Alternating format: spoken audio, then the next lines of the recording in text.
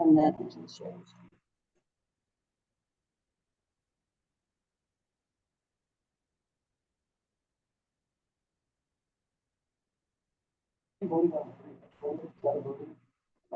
Nope, it's a presentation.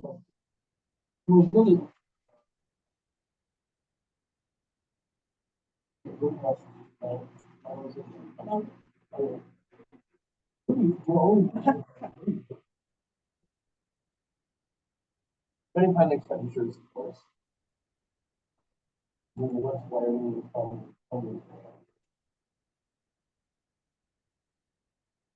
Yeah. And And on. I believe.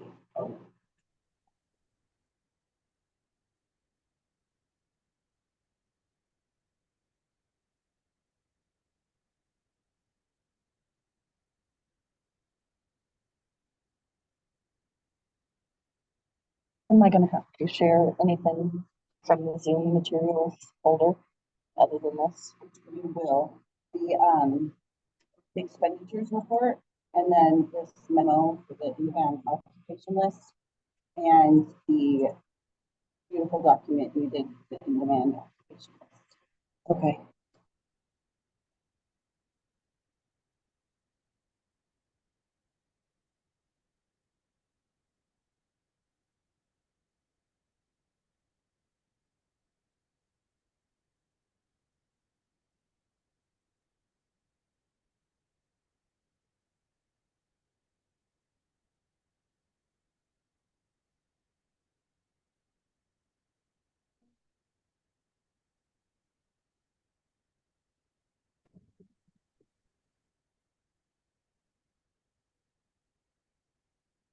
I still muted?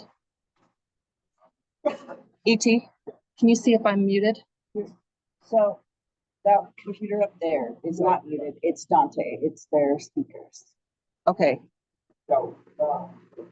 that is not muted. Correct, but what we can hear in the back is it's Dante. Then why did we have to do this yesterday, do the muting? Because of the feedback. Okay. All right. I didn't have anything picked up. Christy can hear me. Oh, she can hear me. Yeah. Is it your computer? My computer says I have no sound. All right, Ty. Yeah. Christy can hear me. And I don't know how. All right, IT tests. We're gonna begin in 2 minutes. Those on Zoom, can you hear me? Hopefully. There's literally no volume here. Yeah, This we'll is begin at Christy. I 8:30. can hear you guys. It's your little. This. Yeah. It's literally you and Turbot. Hover over the screen thing. Oh, it's over here. That's right there. Hover over that. Back here.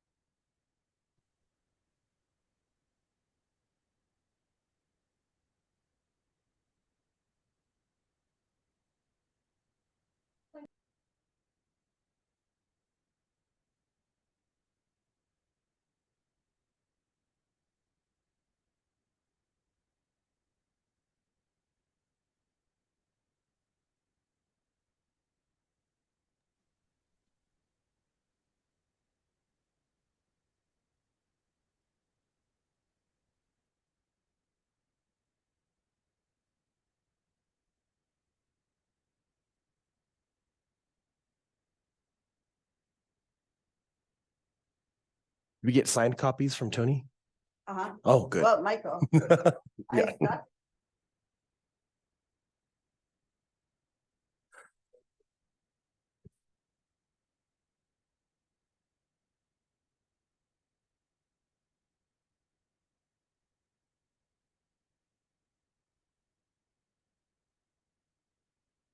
Thank you, Deb. All right, well, it's 8:30, so I'm going to go ahead and call the council back into session from recess. And well, first of all, hopefully you all had a wonderful dinner and enjoyed the wool factory tour. I thought it was fascinating to me. There were these horned animals in the thing trying to attack me and chickens running around, but it was just really cool to actually meet some of these business owners. And you know, I was thinking about it last night. That's why I love coming in person, is meeting with local business owners and seeing what their challenges are in the workforce, and knowing that each and every one of you play a really significant role in our decision making around how do we help these businesses. So I definitely want to circle back with Mountain Meadow Wool on some of the things that she had brought up. But so I love that. I had a really great time, great dinner, great conversation. So hopefully you all had a wonderful evening. Thanks again for being patient with us yesterday as we worked through some IT related Wi-Fi issues. And so it looks like we are in much better shape today. We are actually hardwired in.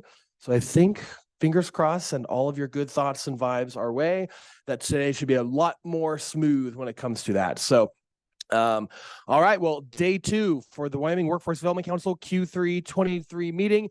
So I'm going to go ahead and ask Jennifer, if you wouldn't mind doing roll call, please. Governor Mark Gordon or designee. Senator Fred Baldwin. Representative Ryan Berger. Here. Jim Engel. Ron Wild. Present. Tony Cross. Present. Dick Smith.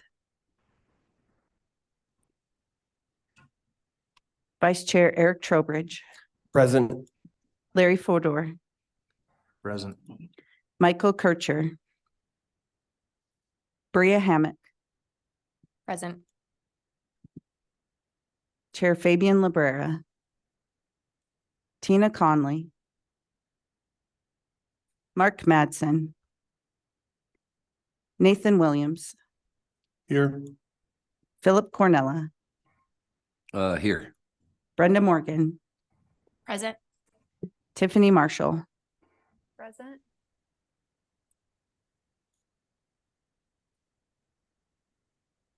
Danny Bureau. Present. Charles Wilson. Tammy Johnson. Director Robin Cooley. Commissioner Robert Short. Nikki Harper. Mayor Matt Hall. Here. Superintendent Dagenfelder or designee. Present, Dr. Michelle Aldrich.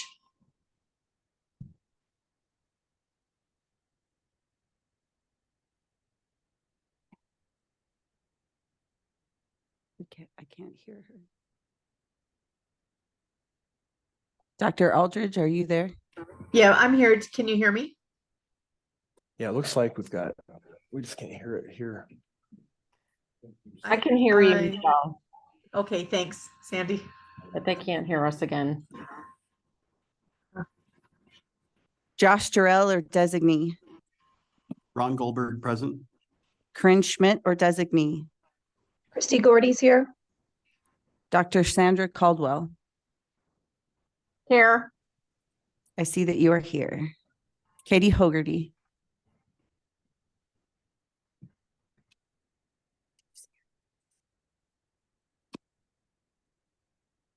Travis Lawrence. Here. Mr. Chairman, we do not have a quorum. All right, so that means we have, I believe we have 3 voting action items. Are we taking into account everyone on Zoom that we're not able to hear as well? We will double check, and when it comes to voting time, we'll see if we have quorum. Okay, thanks. So actually, before we kind of jump into our first topic of the day, just kind of thinking back also from yesterday, the conversations, ideas, like we heard from the regional workforce centers in the area talking about. So I just really want to really briefly call on Bria Hammock. You had an idea. Would you mind sharing this idea briefly with us? I don't mind. So, talking about the swag items and things like that they were mentioning having needed.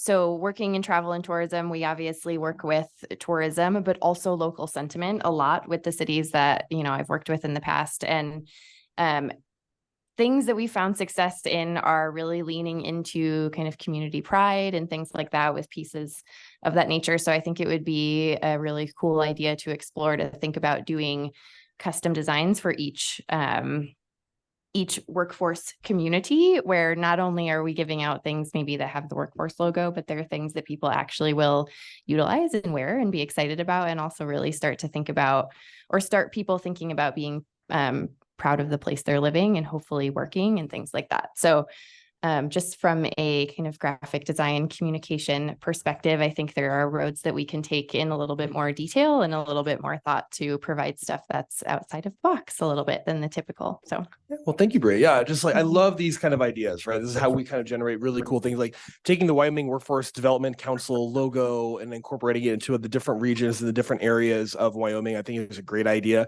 I mean, one of the agenda items we have as well is our strategic plan that we've been working on. So we'll talk about that later. So I just want to keep that creative juice stuff flowing here on how we can help better support our workforce employees as well as the state of Wyoming. So, all right. Yes. Mr. Chairman, we've gone through Zoom and we do have quorum now. We have Representative Berger, we have Tiffany Marshall, and we have the designee for Corinne Schmidt. Fantastic. Thank you, Jennifer, for that update. So yeah, we can vote today, which is fantastic. So we've got 3 of them coming up. But before, I'm going to go ahead and welcome up Jason Anderson is going to be presenting on our pre-veteran presentation. And is Jason joining us remotely? Yes, I'm Okay. here. Thank you very much. If we can hear Jason. Can you hear me? Okay. I'm seeing a couple head nods. So Yeah, good morning. Jason, My name is, oh, thank you. we're going to, Jason, we can see that you're trying to talk, but we cannot hear you. So give us one moment, please. Oh, So Jason. keep talking, Jason. Sing Mary Had a Little Lamb or something so we can hear Mary you. Had a Little Lamb. Can everybody hear me? Hi, Jason. How's your day? Good. Okay. So What we're, did you have for it dinner sounds last like, night? sounds like we got good communication. Thank you. Oh, is that you, Jason? Oh, no, it's you. I was like- Okay. So it sounds like there's a bit of a delay. Is that correct? Maybe. Yeah. I think we have you though now. Okay. Thank you. Yeah. It looks like everybody that's on Zoom that's maybe outside of the conference room can hear me well. So what I'll do is I'll speak and make sure I try not to, since there is a delay, I'll do the best I can to kind of get through this brief. Good morning, everybody. My name is Jason Anderson. I'm the founder and CEO of Pre-Veteran. As you see there on the screen, the top line is we are a Wyoming-based company, and we are a workforce development company that specializes in optimizing the military, leaving the military to be a better veteran workforce for businesses. So I appreciate you taking the time to listen to this. This is a short presentation, about 10 slides. Please go to the next slide. This will be the agenda for today. We'll just do a quick overview. I'll tell you about the founder story, which is about me, because this is pretty reflective of the overall folks leaving the military, heading into the workforce. That includes Wyoming, and then the problem and the solution. Next slide, please.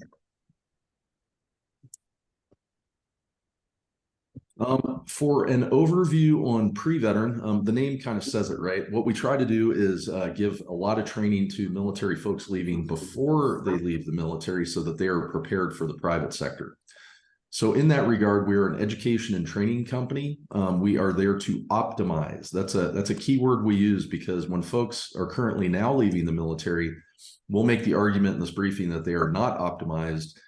for private sector employment success, which is going to have an impact to the folks listening to this, either from a government standpoint or from a business standpoint in Wyoming. So, and we want to also, you could see underneath the pre-veteran logo on the top right there, this is a corporate training we're talking about now. So we really are talking to the businesses. We'd like to help optimize your veteran workforce. With that training, we're trying to create a successful, happier, healthier, more productive veteran, and then also help the business's bottom line. So our training is very unique in the market, I think, as we go through this. So next slide, please. Here is my story. So we'll start there in 2014. You can see in the bottom left, that's a picture of me and my family. I'm at the Pentagon. I had just done 6 years, my last 6 years of my 20-year career in the Air Force. We're all smiles at the Pentagon, finishing out our career. And then 3 short years later, I'm the head of business for Japan, Korea, Taiwan for a $6 billion aerospace and defense company. So honestly, from any objective measure, externally looking at what I did, they're like, holy smokes, he was successful. And to some extent, I would say that's definitely true. The underlying truth, however, is I was not prepared for either that role or the role that preceded that as an entry-level business development person. So I was, quite frankly, a little shocked about that because when military folks are getting ready to exit the military, there's quite a few people out there that say you are good to go, you're plug and play. Organizations are lucky to have you. You're going to fit right in. And I found that simply to be false. So that is when I went about kind of, you can see on the top line there with the graph. That's when I began researching and figuring out that the transition space from folks leaving the military, heading into the private sector has several challenges. And then we started creating programs to address those challenges from 2021 to 2023, the summer, where we, in our beta testing, where we did over 100 military folks in our program. And you can see on the right side of that graph, that's where we're continuing on with our individual training to help people leave, but we're increasing volume significantly. And then now we're aiding corporations who may not be aware that the folks coming out of the military are not quite optimized for the workforce. Next slide, please. And by the way, this is interactive. If you have any questions as we go through this briefing, if you have a comment, I'd love to hear it. Hold on, Jason. You're breaking up on our side again.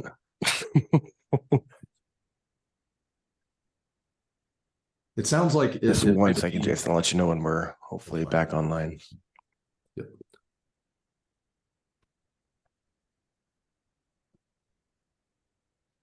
Just a quick, Dr. Caldwell, can you hear us fine? I think the Zoom is fine with the individual participants, right? I can hear you. Okay. Fine. It sounds like it's the conference room. Okay. Yeah, I think Zoomers aren't having a problem. Yeah, it's their connection there. They had trouble yesterday. Ah, okay. Gotcha. Yeah, it sounds like everyone joining remotely, you're good, but yeah, you're breaking up on audio when you come this way, unfortunately. More good vibes, people. I need vibes. Do you just a suggestion for the conference room? Do you want to cut your video to save bandwidth, and then maybe you could just cut your video, that is?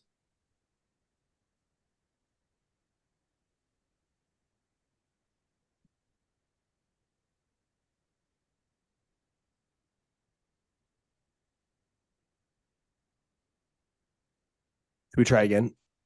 Okay. Yeah, can you hear me? Mind or someone online speak so we can test our audio here?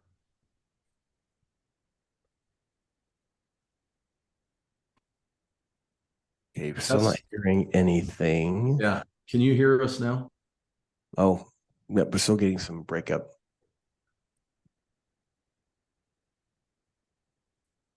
Herman, isn't there a song about, how hard it is to break up? This is indeed true, Mr. Wild. Just remember the technology makes things. Yeah, I apologize. Again, I re-emphasize the importance of broadband in Wyoming and fiber optics. Please make that happen.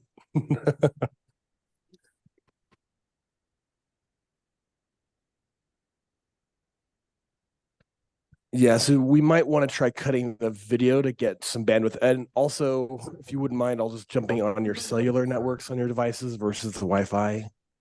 So I'm going to go ahead and just connect my computer to my hotspot. Perfect. Because all of you should have you have it in on board, so you should be able to just pull it up onto your computer using your hotspots.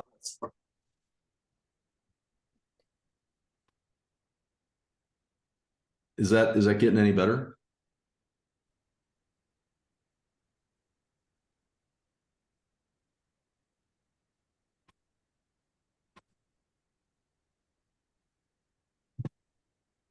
We're just trying a few more things.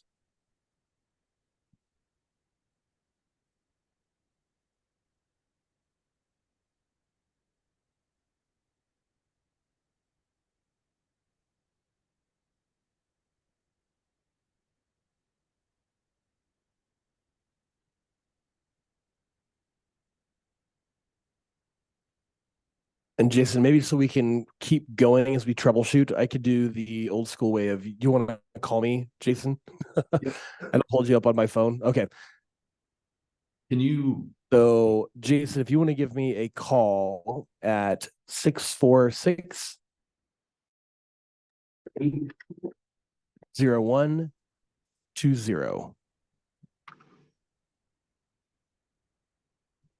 See Jim today. Just give me a second. I know. I'm from New York, Bubba. No, I lived there for 4 years. So. Mr. Chairman, Oh, yes. while they work on fixing that, I'd like to go ahead and put the note out there. If Jason doesn't mind reaching out to me after the presentation, after the session this week, I'd like to bring him into the veterans group for Rocky Mountain Power. Oh, that's a great idea. So Yeah, I would definitely agree with that. Jason, did you get my number? Oh, you need it again. Okay. Yeah. 646 248 0120.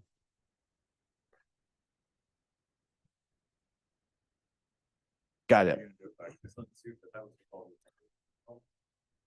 Okay. Let's see. Jason, are you here with us? Yes, I am. Can you hear me okay?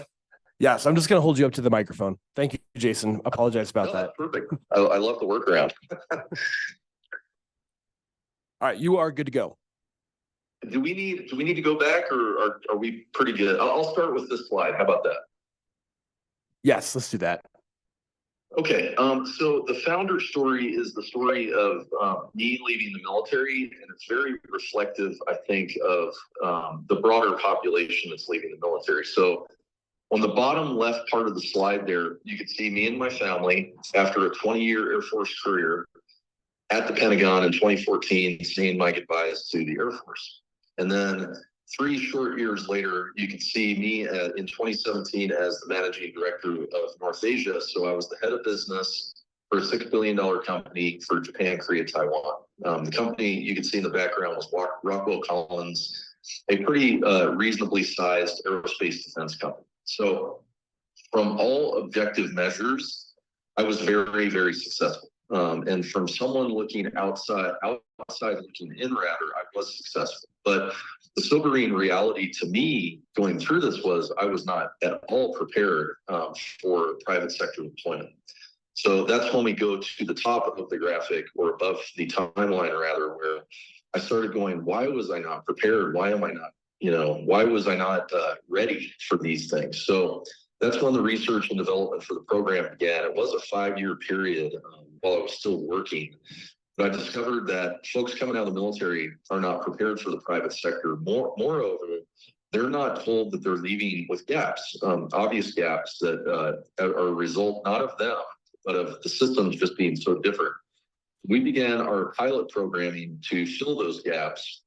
You can see from 2021 to 2023, we've run 100 folks through that program, have some great data, a lot of transformation, and that is now obviously kind of continuing with our individual training, but now we're train corporations on how to better optimize their veteran workforce. So before we got broken up with the communications, please, by all means, if you have a question, raise your hand or make a comment. This is intended to be conversational if that works for everybody. And you can go to the next slide, please. Okay, this is a very busy chart. Please don't try to read the small numbers, but this was my attempt to show you that there was a lot of research that went into this program. What we found out after doing about 3 to 4 years of research, looking over 30 years of data, there's 4 different measures coming out of the military. You can see them kind of across the middle: employment, wellness, higher ed, and entrepreneurship. It's very explicitly in the data that the first 2 years following leaving the military is by far the most problematic for the individual. So that was the big takeaway in the 2017, 2018 time period. And this became the impetus for me to go, okay, I know what's going on now. There's poor performance across the board or under optimization. How do we fix it? So next slide, please. So this kind of tells the story. It should be an obvious story, but it's something that's not explicitly stated out there in the space, unfortunately. And if you go left to right on this chart, the military ecosystem is vastly, vastly different than the private sector. And that should be a very obvious comment, and it should be like a starting off point for a national conversation, but unfortunately it's not there, right? So what you're getting is a bunch of military folks coming out like me a while ago going, and then you hit a brick wall and you're like, why is this hard? Why is this challenging? And it's because no one tells us this. And there's a lot of reasons for that. But the point we're trying to get across with Pre-Veteran is to take a very, hey, big boy, big girl approach. Guess what? These two systems are very different. It has nothing to do with you. There's going to be gaps that you're going to have leaving the military, heading into the private sector. We want to help you fill them. And if you kind of go down the middle of that chart there, the reason why it's significant is this is impacting a ton of human beings, a ton of Americans, right? There's 160,000 people per year leaving the military average. If you add in the fact that half of them are married, we're talking about 250,000 people per year. I mean, this is a massive sea of humanity. And frankly, I just don't think we're setting them. The system is not setting them up for success, and that's something we want to fix. So we're overtly, or explicitly rather, kind of saying you are not plug and play leaving the military, which is a very different narrative than what's out there right now. And it might be a surprise for the employers on here to hear that, where there are tremendous skills of folks coming out of the military. If we could plus them up on the business side of things, man, they perform outstanding, and the results are good for both parties. So our contention here, our claim, is supported by the data. You can see that at the bottom. 50% of transitioning military leave their first job within 12 months. For employers, for you, I don't need to tell you that's an additional cost. And that's something, if we can do more work upstream from that, it's going to fix that. So next slide, please. This is a bit more just to show you a bit under the hood of the program. After running this for 2 years, we know that the problem revolves around 3 pretty large gaps when it comes to employment. You can see across the middle there. Left side, communication gap, mindset, decision-making gap, and then private sector alignment gap. So there's a lot more detail on each one of those, but we know that these gaps exist. I would focus on the middle for a minute. The mindset decision-making gap is one that is so important for the development of a great veteran employee. Because again, going from one system of military to another system of private sector, they're so different. Their mindset, if they're not trained heading into your employment, is going to be very military centric. And if you have military employees, sometimes that's good, sometimes that's bad. It depends on the task, it depends on the role. But one thing that's universal about that is once they understand those thoughts that are in their mind, and they may not be like a good fit for the private sector, they're able to self-regulate. And they're able to change, they're able to fit into your workforce much, much, much better. And that's great for everybody, right? That's what we want. And that's really a part of our corporate training. And then what's interesting also about the mindset decision-making gap and the associated training is, you know, if we don't address that first, the learning after that becomes problematic because they'll fight us on it, right? There's a lot of things that are going on from a cognitive neuroscience standpoint in their mind. And that's what our company does. So once we have them regulate that and we teach them about the private sector after that, it is infinitely more effective of how they can fit into your workforce. Next slide, please. So when you don't do this, right, when we talk about folks leaving the military now without this training, or corporations not getting this training to know how to bring on a workforce, here's the problem that you're going to have. And this is in the data, right? So if that person coming out of the military is not told there's a gap, doesn't have the opportunity to fill them, doesn't have the opportunity to explore their mindset, how to change it, then guess what? You get those three things across the board, which again, companies like you are going to bear the costs, right? So strong propensity for a talent mismatch.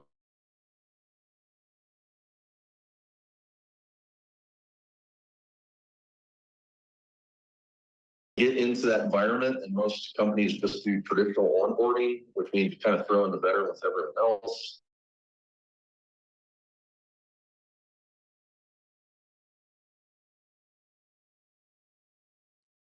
Sound is going in and out on. That's just part of stoicism and military and all that stuff. So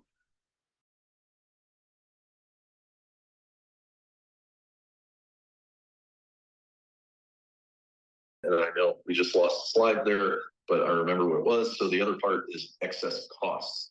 I don't need to tell the employers here that when you bring someone on board and it's a talent mismatch and you have them for a while, and then they move on because they figured out that wasn't really a good fit for them, you're going to have to go find another employee. You're going to have to train them, and that cost is very significant. So we want to get it right for you the first time. Next slide, please.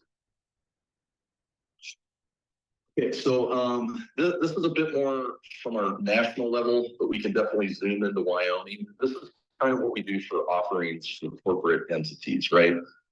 If you're not familiar with SkillBridge, and chances are you might not be, right? So this is the Department of Defense's newest program to try to help what we're saying are transition problems. That slide I showed you where those 2 years are problematic. The government knows this. So they created an internship program called SkillBridge, where you can take military members in their last up to 6 months. If they apply and your organization has approved, you can pull them into your company, right, where they can be interns, and then you can select some of them to become full-time employees. This has grown in popularity like crazy, understandably, because it could be a low cost of acquisition for hiring folks for the corporate entities. But what we're kind of here to tell you and other organizations outside Wyoming, if the individual hasn't done the due diligence to understand what industry they want to go into, what company they want to go into, then SkillBridge doesn't really necessarily function like it should. And that's why for companies that do have SkillBridge programs, we can make them better with our training. So I'll kind of leave that on the side right now. The other training we do. So as we kind of told you earlier in the presentation, because the environment out there is telling the military member you're good to go, you're plug and play, corporations are under the same impression. So they're like, hey, we just need to bring military people on board. They'll do great. And then what you find out is they don't retain well, and you're sitting here scratching your head. Hey, I've been told that they're going to be a great fit in the organization. Why aren't they doing this, right? So that disconnect, that language, that understanding of the veteran, their mindset, the communication gap, mindset gap, they're not understanding the private sector.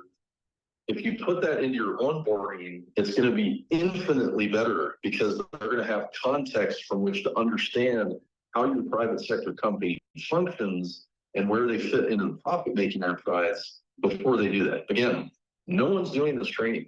It's shocking to us, frankly, but we're really on the front of innovation with this, with actually trying to get to the root cause of understanding there's a difference between the systems.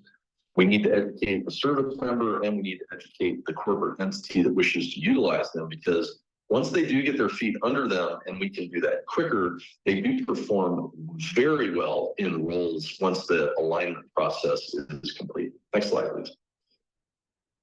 So this one is more if you do have a SkillBridge, just to show you how this would work, right? So we're a training education company, so we have courses. That's what we do.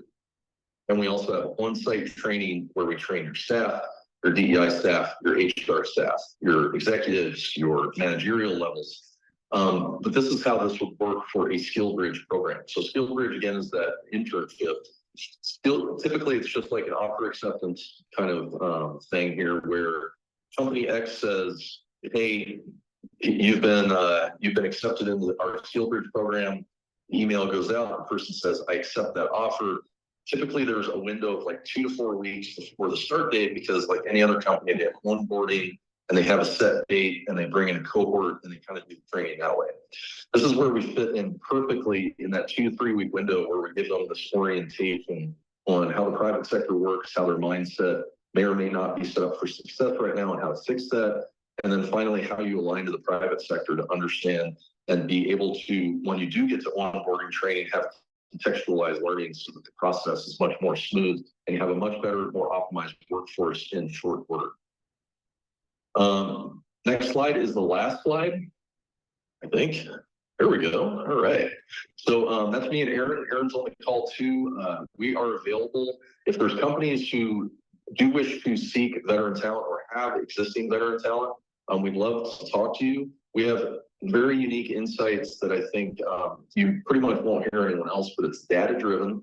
We can show you the information, we can show you the data, the methodology, but we'd love to make Wyoming veterans successful. We'd love to make Wyoming workforce successful, and make the system better with our training. And with that, that's it. It's like I did it in 15, 20 minutes, which is good. Or yeah, about that. So I'm open to answer questions. Otherwise, you can see our emails there if you want to jot them down, and you can get us after. We really appreciate everyone taking the time. Great. Well done. Thank you very much, Jason. So yeah, all of you have the slide presentation there. So do we have questions for Jason? Yes. Larry? Hello, Jason. My name is Larry Fodor. I'm based out of Cheyenne with a commercial Same plumbing. here. I've got a commercial plumbing and heating business in Cheyenne, and we have tried for years to penetrate that base and get access to some of these airmen. We've been registered with SkillBridge for a year. There just seems to be no Anybody hear me? traction.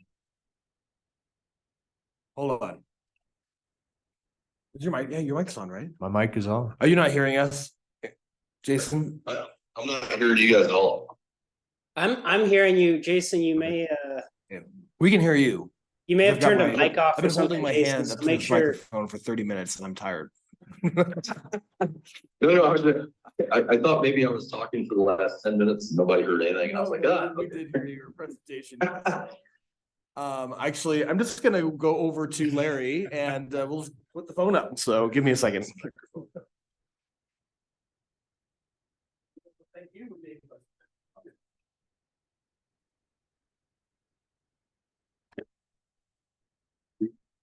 All right, Jason. I got you great. Perfect, perfect. My name is Larry Fodor. I've got a commercial plumbing and heating business based out of Cheyenne. We have tried for the last several years to penetrate Warren Air Force Base and get in front of those airmen, offer some opportunities, things like that. We've been registered with SkillBridge for over a year. Zero communication either direction, just can't seem to gain any traction. So I guess my question to you is, how do you get in front of these folks? How do you get access to these folks? I feel like we've exhausted everything we can and there's just not much interest at Warren Air Force Base.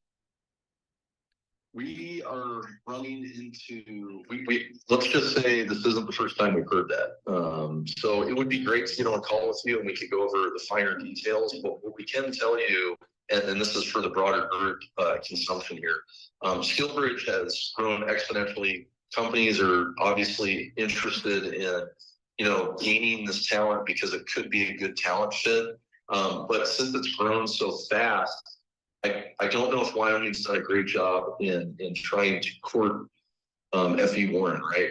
One of our staff guys is actually, his wife just left as the wing commander.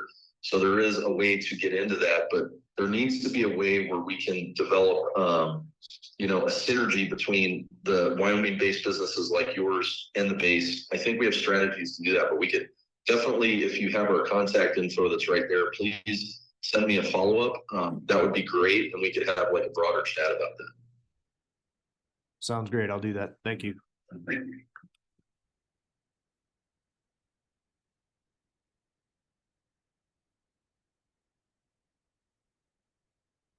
Great. Any other council discussion for Jason or the pre-veterans? Looks like our ISP is going down here in Buffalo, so that's why we're having issues. So you're going to be on my phone today, everyone. Yay. I'll have no battery by noon. It's fine. It's fine. It's fine. Any other questions for Jason or about the pre-veteran program?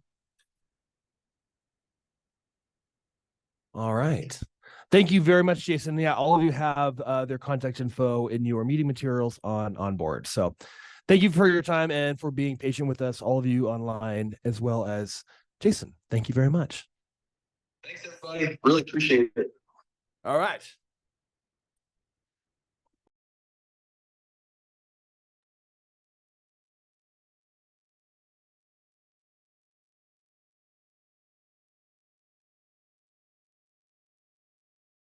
All right, so moving on.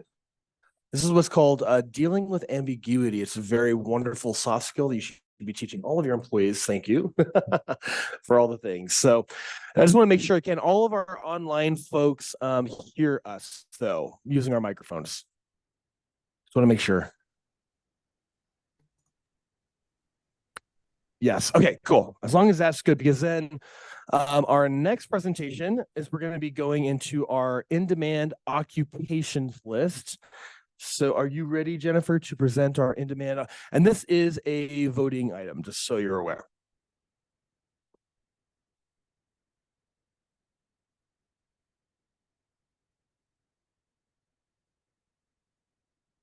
Thank you, Mr. Chairman. We're working on getting the in-demand occupation list up. I am here on behalf of Trevor because he is on a trip with his son. I am here to present the in-demand industry or occupation list. This list is a guidance tool to assist workforce center managers and workforce center staff in career counseling. One of the goals of WIOA is to help job seekers have training and education that aligns with their careers so that they may be self-sufficient. In WIOA, we are tasked with training individuals in high growth, high demand industries. However, this is not generally defined. This occupation list is designed to provide such that the creation of this list is not to prevent a participant from potentially going into an industry that's not in this list, but to provide extra scrutiny to the process in which that individual chooses their career and occupation, because again, the idea is that they're self-sufficient. The spreadsheet that's provided in the memo that's in Onboard includes 164 industries represented along with the data used to calculate the list. DWS recommends that the top 82 in the in-demand industry list be used, with a launch date for this tool to be used in the workforce centers and others. Hopefully you can hear me. I just got bumped out of Zoom. The recommendation is to use this list starting October 1st of this year. The document that's attached has the different occupations, including their listed categories. The data used to calculate this list will be updated again in 2024. The plan is to update this list yearly. We have also identified when this list and the calculations have been brought to the Strategic Performance and Finance Committee, and it was moved and approved to bring this list to the full council for its approval for use. And we have also identified that it has a much greater potential use than just in the workforce centers for our career counseling. Representative Ryan Berger, I hope I'm not speaking or putting words in your mouth, but he had mentioned that this list would also be helpful for CTE teachers and for his occupation as a special ed teacher. And so the idea is that we could share this out to our other state partners for them to reference and use as well. So DWS suggests a motion to approve the in-demand occupation list for use starting October 1st. All right, thank you, Jennifer. Council discussion.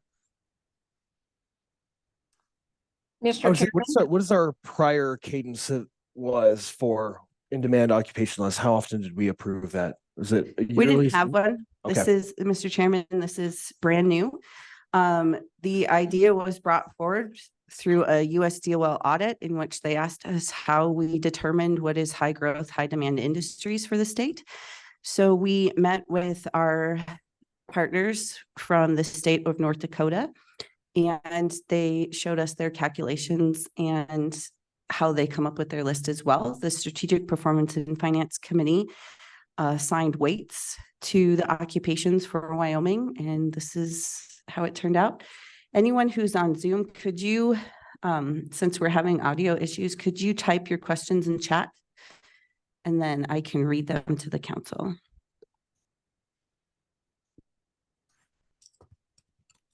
So just to be clear, we're going to be, so there's 164 industries represented in this data, and we are making a motion to approve the top 82 as approved for the in-demand industry list, which obviously goes into play in many different facets of the government. And I also personally, I'm glad that we're starting this cadence because, you know, these occupations change quite frequently, especially in our ever-changing environment. So I'm glad we're looking at what are the top in-demand occupations that Wyoming needs and or has. Mr. Chairman, I have a question. Yes. So does that data encompass, you know, we talked about open jobs in Wyoming yesterday. Does that data encompass that as well? I don't know if some of these feel reflective to me, at least in my industry, of what jobs are available here. Is there anyone that has any supporting context around that? So, Mr. Chairman, you might not see your industry because it, so the idea is through the wages and the LMI data that research and planning collects. So the folks that spoke yesterday, that's where all the data comes from. And it's literally every occupation and open list in the state.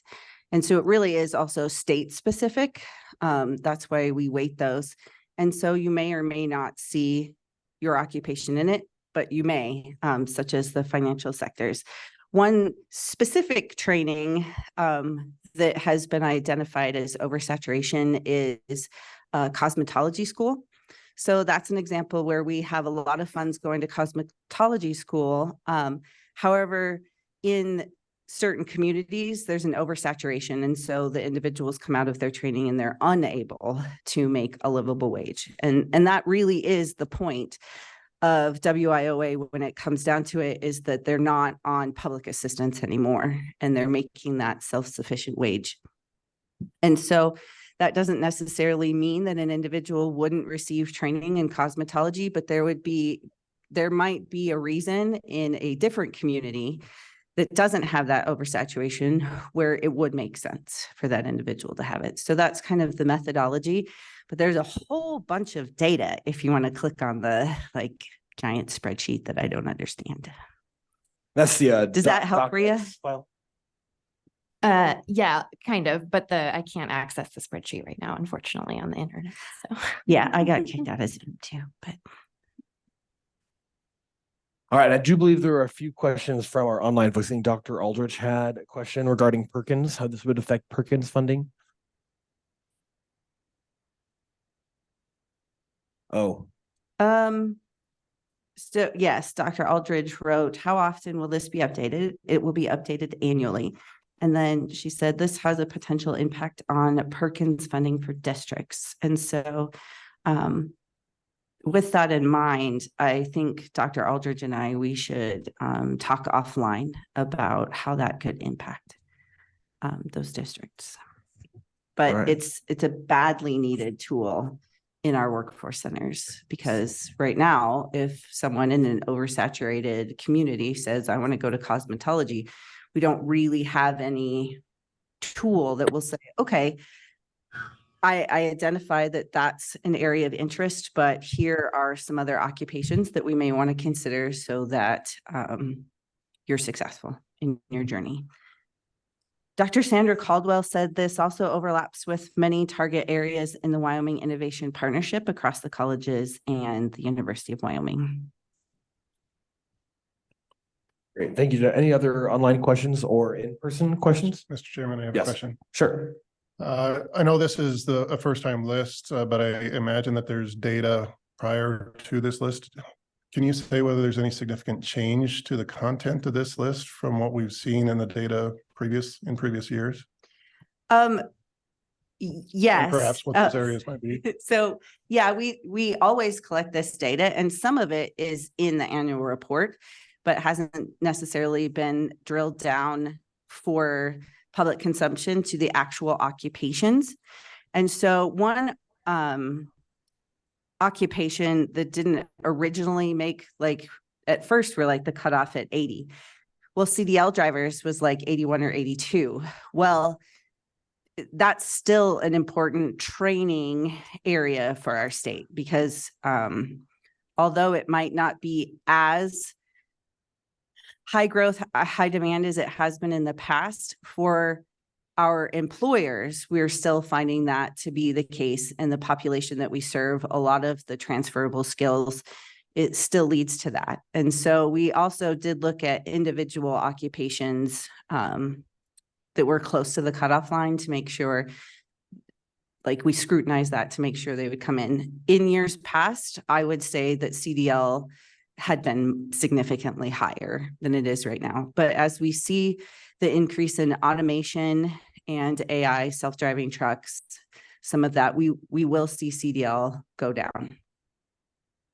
Thank you.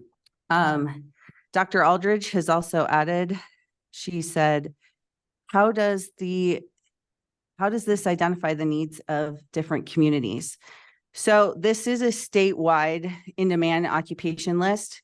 It is still up to the center managers and the case managers in a community to know what's best for their community. This just helps give them a guideline. So if an occupation is not on this list, then they would just need to add additional documentation for their center manager to approve that training.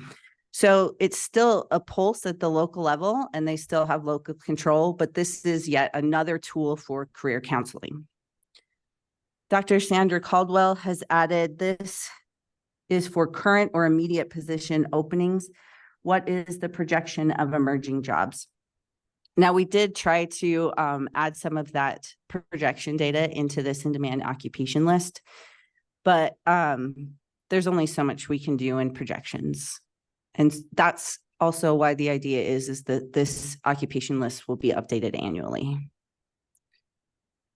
And again, it's a tool, it's not a requirement, but right now there is no real tool for career counseling for the participants that walk in. Dr. Sandra Caldwell has added, does this include the upcoming jobs that are not yet listed, such as the significant new jobs that will be opening in the next 5 years in Southwest Wyoming? I'm not able to answer that question at this time. The RNP people are much better suited to answer this. However, we do have a pulse on that. Director Cooley and is absolutely on those boards and in those meetings for the jobs that will be opening in Southwest Wyoming. And I have also been pulled into the loop on a lot of those workforce needs in Southwest Wyoming. Great. Thank you, Jennifer. Any other further discussion? Mr. Chairman? Yes. I guess I would like point of clarification why the council has to vote on this if it's just a tool. I feel like it's locking us into something that is just a recommendation. So I'm not quite sure why this council has to vote on this tool. Great question. What do you think? Mr. Chairman, Yes. members of the council, if I may, part of the WIOA regulations require the council to have input on this. And so this is a way for the council to have input. And also the council has to vote on policies and procedures, or not procedures, but certain policies for the Workforce Center. And so this is one of those pieces that will be put into place in their policies. Now, with a follow-up to that, the annual report does touch on this a little bit, correct? That is research and planning's job, is to help us understand what the high occupations are. So is this just a summary for the WIOA counselors to use, that if they needed to, they could go to the RMP reports? So another great question, Mr. Chairman and members of the committee. The annual report doesn't dive down as deep into the specific occupations. It has a more higher 30,000 foot view. It does highlight many industries, but specific occupations and trainings that we have available in the state are not completely drilled down in the annual report. And yes, going to the annual report would be very cumbersome and hard for both our participants and the claimants in the communities. I guess my concern, and ultimately, is looking at the list. Some of the language is a bit confusing. For me, representing the electrical industry, electrical repair does not mean electrician. And so some of the terminology doesn't tell you what the career is. So I'm a little concerned about that. I was gonna say, is this something that as a council, we might be able to take to a subcommittee and refine further? I mean, It's in been the to future. a subcommittee. It has been, okay. It was presented to the Strategic Performance and Finance Committee because they are over the procedures for WIOA, and brought to this council for recommendation to approve. But Brenda, I do like what you're saying about some of those specific wordings. Now a lot of the actual occupations come from the NICS codes. And so, yeah, they're a little more, they're government, for lack of a better term. But again, this goes to the career counseling. And so helping that individual select specifically the training or the apprenticeship that they would like to enter for those occupations, that's where the career counselor goes more in depth about what you would actually be doing in that occupation, what the training is required for that occupation, and then what those wages would be for whatever they choose. I just caution that we don't want to get so narrow that it doesn't keep the doors open for new careers and things like that. And that's really why there's still local control. This is a career counseling tool. So such as when I go back to cosmetology, that an individual, it's still participant choice. So that's where the still get to choose what they want to be when they grow up. But this helps show them the possibilities for the high growth, high demand in the state of Wyoming. Thank you. Brenda, we would use like any knowledge that you have to help us, especially in electrical. Sure. Great. Thank you, Brenda, for those questions. Yes, Mr. Cross. Jennifer, did I hear you right that you said if we approve this, then the result is this gets distributed to state partners? Is that correct? The idea is that it could, if those state partners would like to use our in-demand occupation list, but the real crux of why this was created was for use in our workforce centers. Okay, that's what I was trying to understand is if we approve, then what happens to this document ultimately, and what's the audience for the stamp of approval that So that's we make? yeah. Thank you. With everything that the council does, and really most of what the workforce center does, it's open to the public. So anything we create, such as the strategic plan, the annual plan, policies that we have, is open to anyone who'd like to use them, such as how we borrowed this from North Dakota. Mr. Chairman? Yes.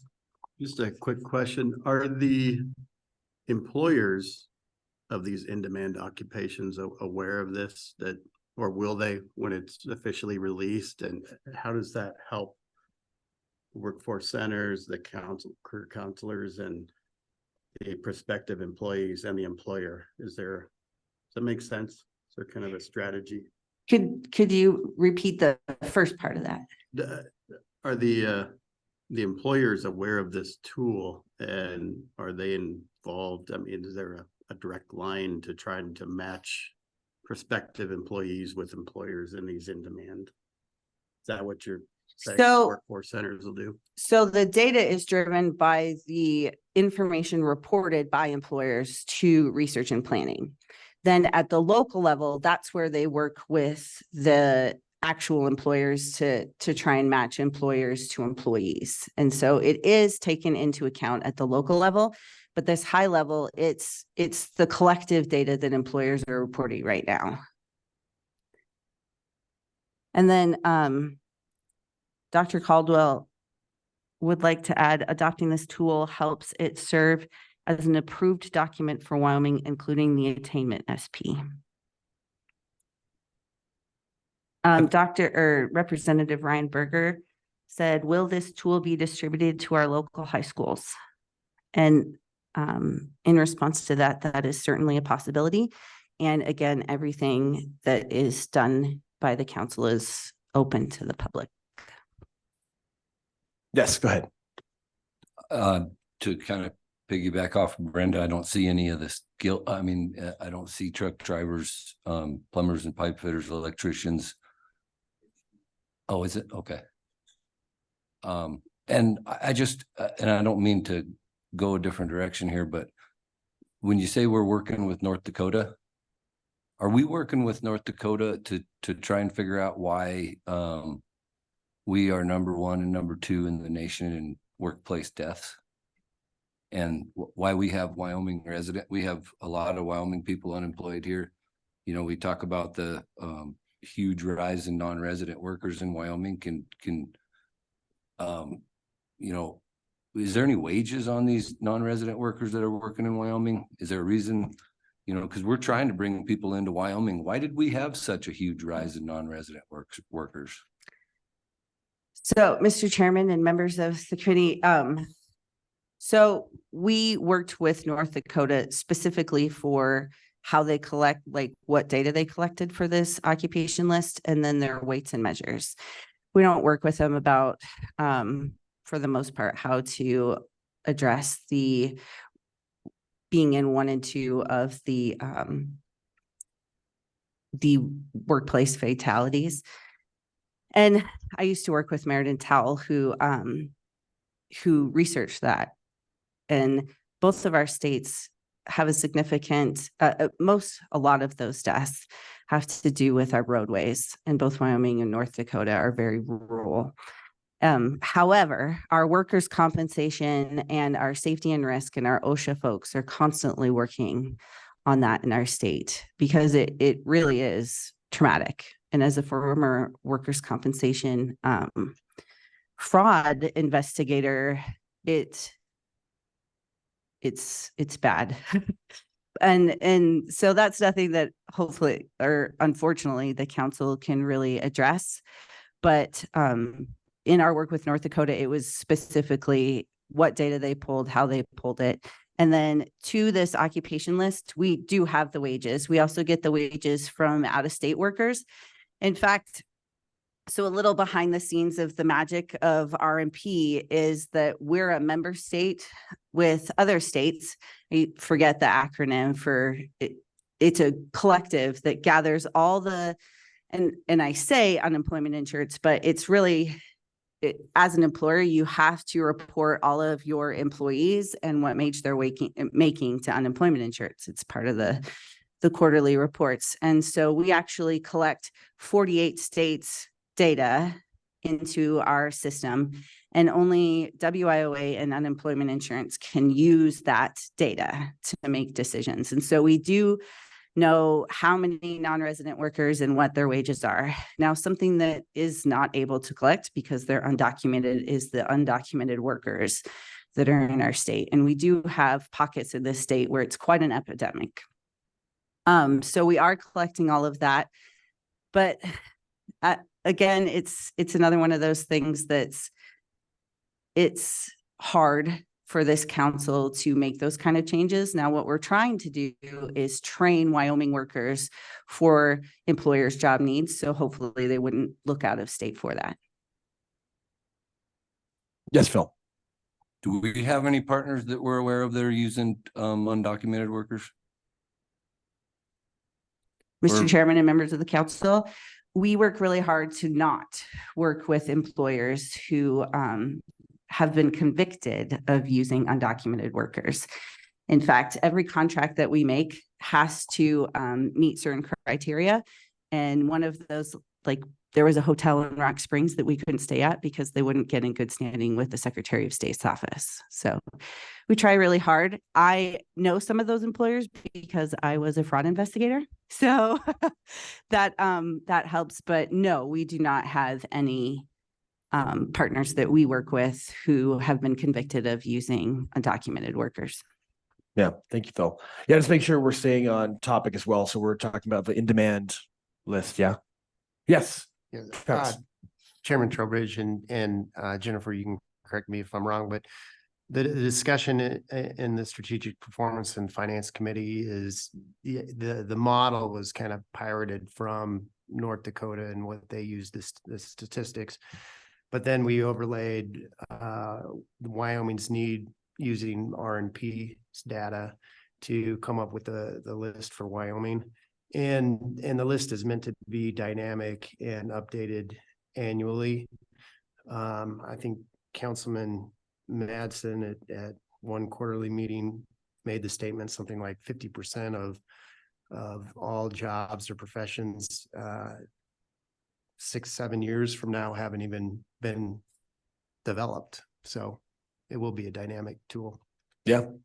Thank you, Mr. Lawrence. Yeah. And I think, really at the end of the day, what I'm excited about is having a stronger cadence to review this list. It sounds like obviously a lot of you are very interested in this list and what goes into it, how this document is distributed and shared across the state of Wyoming potentially. So in the past, we've not really looked at this, on a cadence. So now we get to, so we got to make that first step. And this will probably be an ongoing conversation as we move forward to approving this each and every year. So good stuff. And I do believe, did Dr. Caldwell have a motion on the table? She does. Chat? Okay. Mr. Chairman, Dr. Caldwell, she says, when we're ready to move, I move to approve the in-demand job document with any additional minor wordsmithing on an annual basis. All right. So we have a motion on the table from Second. Dr. Caldwell. So do I have a second? Second. Seconded by who's that? Oh, Travis. Seconded by Travis. Any further council discussion? Oh dear, what was that? Okay, I'm gonna take that as a no. There's no. Yeah. So all in favor of approving the in-demand jobs list as written with Dr. Caldwell's recommendations and within the motion, please say aye. Aye. Aye. Aye. All Aye. opposed? Aye. All right, motion passes. Okay, so again, thanks again for the great conversations there. So we're going to be moving on to our last little topic here for this bowl, not the last topic, but which is really near and dear, I think, to all of our hearts, which is our strategic planning, which I feel like we've been doing for 2 years. Well, it feels like 2 years or 4 years, or how many 8 years we've been working on strategic planning? But so as you all know, over the last 4 to 6 council meetings, we partnered with a vendor called Line that's helped us really carve and give us better guidance around what the council is currently doing well, what we're not doing well, what we could do better. And so you can kind of see here in that strategic plan draft is I'm just want to again give all of you kudos, because this was a really big undertaking, like the strategic plan. When you think about creating a strategic plan for a statewide council, there's a lot of things to put in there. And we did such great work on really refining our mission. What is our mission? What is our vision? What are our values? What are these subcommittees? Like, I remember these old spreadsheets, and I was like, I don't know what we're doing here. So I really believe this is going to be a cornerstone of the future of this workforce council. And I just want to thank all of you for all of your time doing it. So, and I think one of the nice things is like when we trimmed down just what we do. So our vision, I'll just read it to you all, is we envision a Wyoming where every employee and job seeker has an opportunity to secure purposeful and rewarding work, and where employers can access a prepared workforce to help grow the state's economy. So that's our vision as a council. What we have to do as a council is we have to take the lead role and supporting a workforce system that meets the current and future needs of Wyoming. So when we talk about that in-demand occupation list, that's exactly what we're doing right now. So that is literally why we are here. That's why each and every one of you were appointed by the governor to oversee that planning. And as you all know, we have, if you look kind of down in our strategic planning, we've got, creating a wonderful image. I think we've actually done a great job since I joined the council 4 or 5 years ago. The brand is getting out there. I really loved our refresh brand. I love actually our council website. Looks pretty good. And I just want to thank the team back here. I know for updating it. It's been a chore. I've helped out as much as I probably could. And I also just want to make sure this council is also aware, even from the National Governors Association perspective, we are, based on the states that were represented in the NGA, we are one of the few states that has it done. Like we've done our strategic plan. Many states have not even started their strategic planning yet. So this is so just again, kudos to this group for making it a priority. And also I just like the clarity. I like kind of knowing what we're trying to achieve. So inventing an image, enhancing access to our service. We've talked about how do we make our one-stops more accessible, more friendly, driving collaboration via partnership. So we have such incredible power to be able to partner with the Wyoming Business Council, other government entities, private industry, and really engaging in that community outreach. And so those are really kind of our strategic directions. And we identified, some underlying contradictions, so we want to do this better. This is why we're going to be breaking out into our subcommittees later this afternoon, is we want to not have poor image and public perception that block our ability to have a paradigm shift, right? So we've got a lot of really great stuff there. Enhance brand awareness, perception, provide opportunities for training. I think there's so many cool things happening when it comes to training and credentials. Like I mentioned yesterday, I think our grant programs that we have are truly world-class. Like so many states are so envious that we have these apprenticeships, these internships, these pre-hire grants. So we're in a very, very good place. We just need to market them. We just need to let businesses know, and again, like I was mentioning in my opening comments, listening to the owner of the Mountain Meadow Wool, all I could think about was, how do I help? How do we help? How do we help? Talk, and we've got so many great tools there. We also want to develop sustainable career opportunities. I think all of us in all of our industries have heard about the brain drain, the youth leaving Wyoming, which is not just of Wyoming, but it's a really big problem in Wyoming. So how do we create and develop sustainable career opportunities? And how do we expand our outreach and collaboration? So when you kind of move down, you'll kind of see, obviously, I'm not going to read this whole thing to you because it's in front of you, but this is what we as a council are going to be working on for the next 4 years. 4 years. So it's very, very important. And I really, this time, since we have a new strategic plan, is when you get into your subcommittees, really start drilling into these. How do we hit home runs when it comes to these topics? So what are we going to try to do in 2023? We need to have this done by 2024, 2025, 2026, so on and so forth. So, so I really am appreciative of that strategic direction. You can see we've got a plan, which is really cool. So now the hard part is we got to execute it. Right.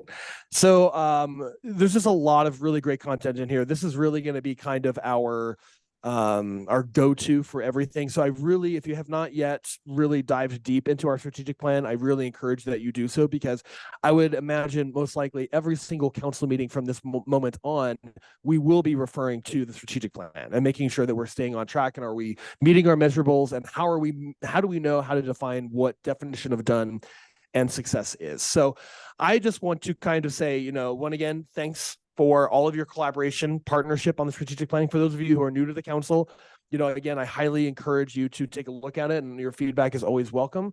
But I just didn't know if there was any kind of general feedback or comments that you wanted to put in regarding our strategic plan for the next 4 years. Is there any? Mr. Chairman? Yes. Members of the committee, I would like to point out that the Communications and Community Relations Committee did flush out the final goal. So the purple goal, if I could share my screen again, I totally would. Yes, thank you. So the goal is engage in community outreach, and they flushed out, they were assigned by Chairman Librera to finish up the engage in community outreach goal. And they have done that. So the the goal is to research best methods to engage outreach. That's year one, to fund engagement, outreach opportunities, and determine measurable outcomes.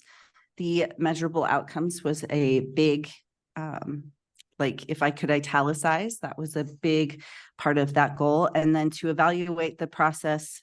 So that's year two. And then years 3 and 4 is to evaluate the process on measurable outcomes, fund additional engagement and outreach opportunities. So every year, that committee and it's actually assigned later in the document.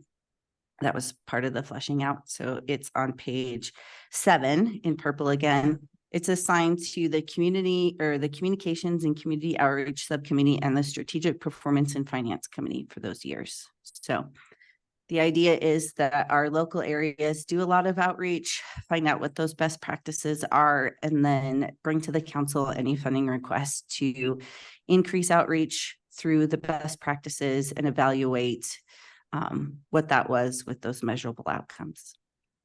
Great. Thank you, Jennifer. Yeah. So any other comments? Yes, Mr. Wild. Yes, Mr. Chairman. I'm going to point out that one of the best ways to raise awareness of what this council does are the people on the council. Every day, whenever you're out in the world and an opportunity presents itself, you should raise awareness of what it is that we've got going on. With a manufacturing partnership down in Southwest Wyoming, one of our members, a guy named Carl, he taught us that significant success requires a significant relationship, but that significant relationship requires a significant presence. And it shouldn't be one portion of the council, out there measuring goals and, and that it's every single one of us, every opportunity we get to promote what this council does and where it is we're trying to get to, that's going to net us the biggest yield. Thank you very much, Mr. Wald. I could not agree more. I think that honestly is part of your responsibilities as council members. We have a funding request coming up for vote later this afternoon, and just in full transparency, it was one of those really cool times when I went to an event and I was asked to speak, and they asked me, said, how can we take this to the next level? How do we impact more youth in the state of Wyoming? And I was like, oh my gosh, the Workforce Council, like we've got so many cool things, like check it out. And so it was so cool. So yes, to your point, Mr. Wild, it's really our responsibility when we find these businesses or we get asked for help. Is there a way that we can help? That's going to get our name out there more than any kind of money we want to toss towards a marketing campaign, right? So we are living, breathing advocates and should be promoters of the Wyoming Workforce Development Council. I also like that it's so detailed. If you look at page 9 in our strategic plan, that one of the action items, so communications committee, you can talk about this maybe later this afternoon, one-stop open house with pizza and Mountain Dew, very specific. So not only are we talking about very 30,000 foot, vision, but we're also talking about what are the actual actionable items that we're going to do to actually start moving towards these strategic visions and goals. So any other council discussion around our strategic plan? We're not voting on it, just making it a kind of a talking point. Yes, Mr. Lawrence. Chairman Trowbridge, I'm assuming this will be an ongoing agenda item every quarter.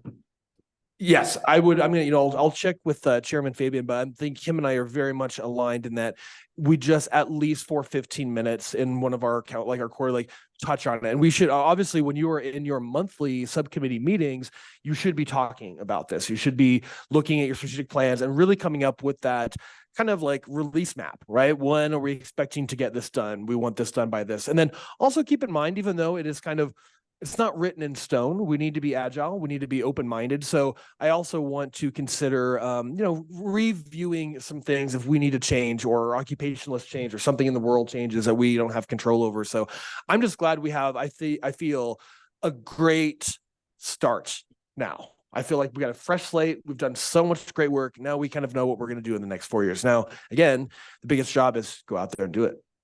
Mr. Chairman? Yes, Jennifer. Mr. Chairman and the committee, I also would like to emphasize the use of the strategic plan. So it's kind of our guiding document as a council. And for those people who are assigned, so I'm assigned to research what outreach is happening. And so that's definitely something that needs to be talked about regularly in addition to that, this document is also the guiding document for our WIO estate plan. So that's why when Chair Trowbridge talks about how Wyoming's ahead of the game and every other state hasn't started their strategic planning, it's because it's like the guiding document for how that state plan that we present to USDOL and then is something that the agency is held to for up to 4 years. So every 2 years we have to rewrite it.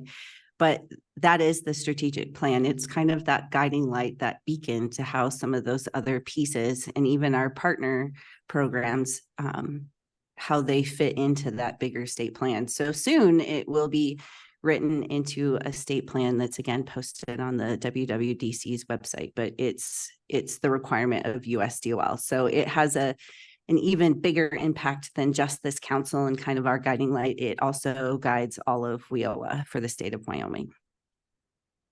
Yes, thank you, Jennifer. So it's kind of an important document. So if you haven't read it, please do so.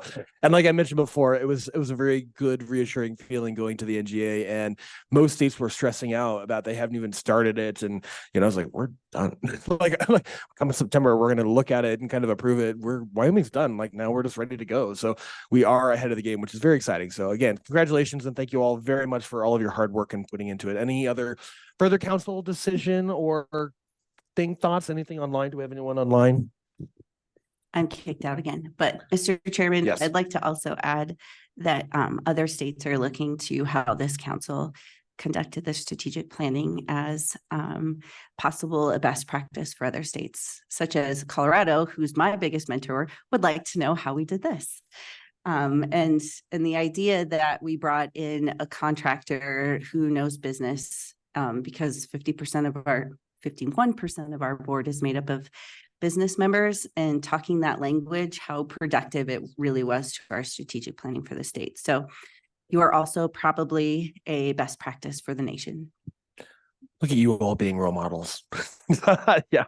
And, it's also very cool that we partnered, when we put out the RFP for strategic planning, we partnered with a local Wyoming company online, so it's great that we were able to utilize those and have a really good outcome, not only keeping the money within Wyoming, but making strategic planning happening. So, okay. Well, without further ado, we are, despite even all of our IT technical issues, we are like 13 minutes ahead of time. So, what we're going to do is we're going to go ahead and take a 15-minute break. Actually, I'll give you till 10:05. Stretch, bathroom break, chat, get some food, whatever you need to do, get refreshed. And then at 10:05, we are going to move on to talking about Perkins 5.1, and that will be presented by Dr. Aldrich. So, all right, see you all back here at 10:05.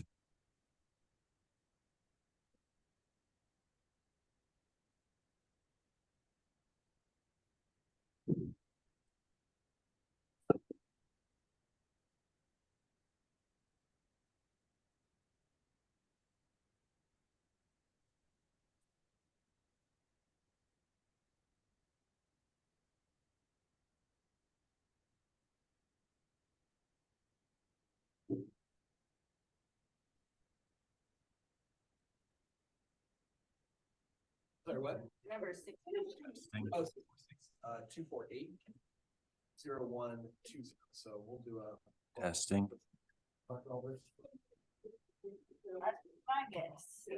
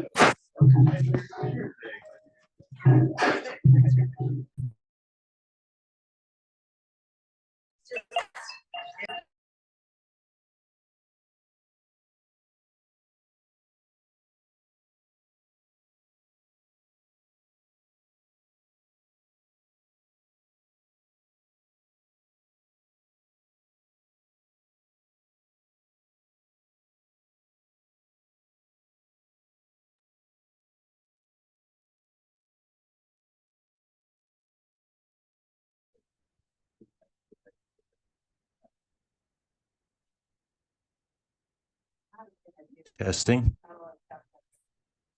Testing.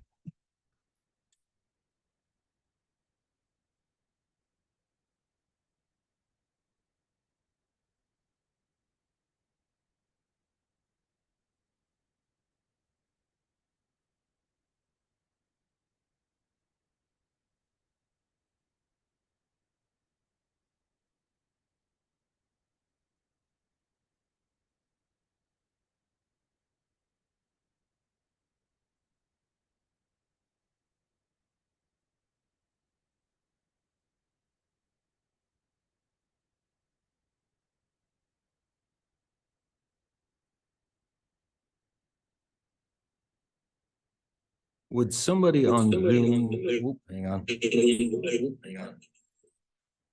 Would somebody on Zoom mind saying something so I can see if you guys are coming through, please? Here. This is Dr. Aldrich. Can you hear me? I heard you Can you hear loud me? and clear. Okay. Great.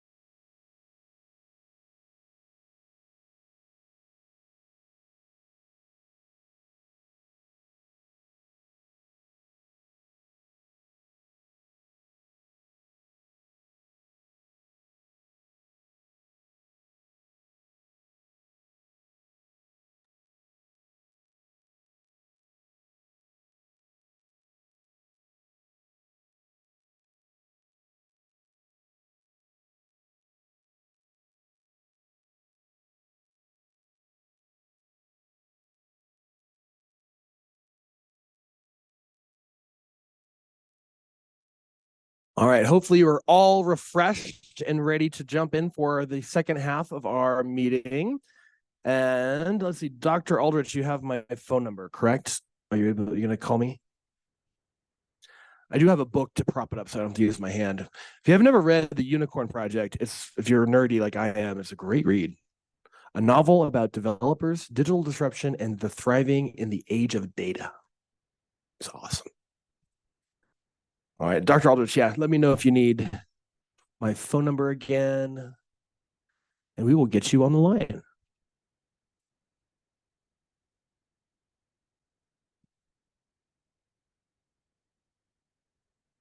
All right, Dr. Aldrich is calling in.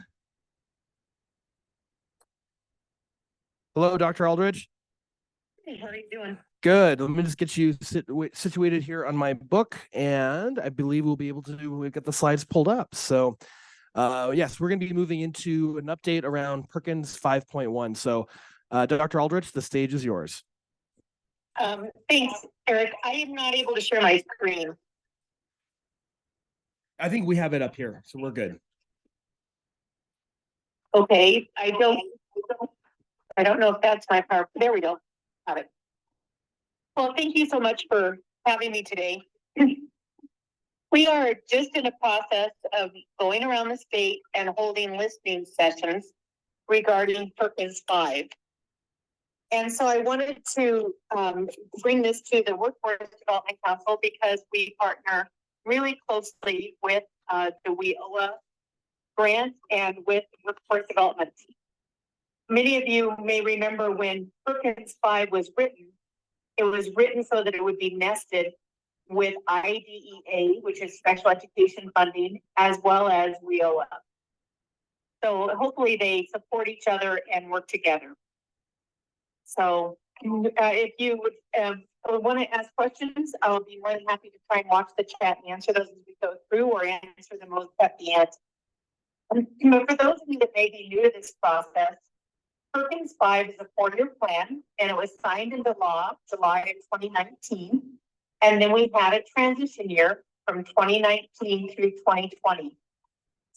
Perkins 5 will actually run through June 30th of 2024. And Perkins 5 differed from Perkins 4 pretty dramatically. On the next slide.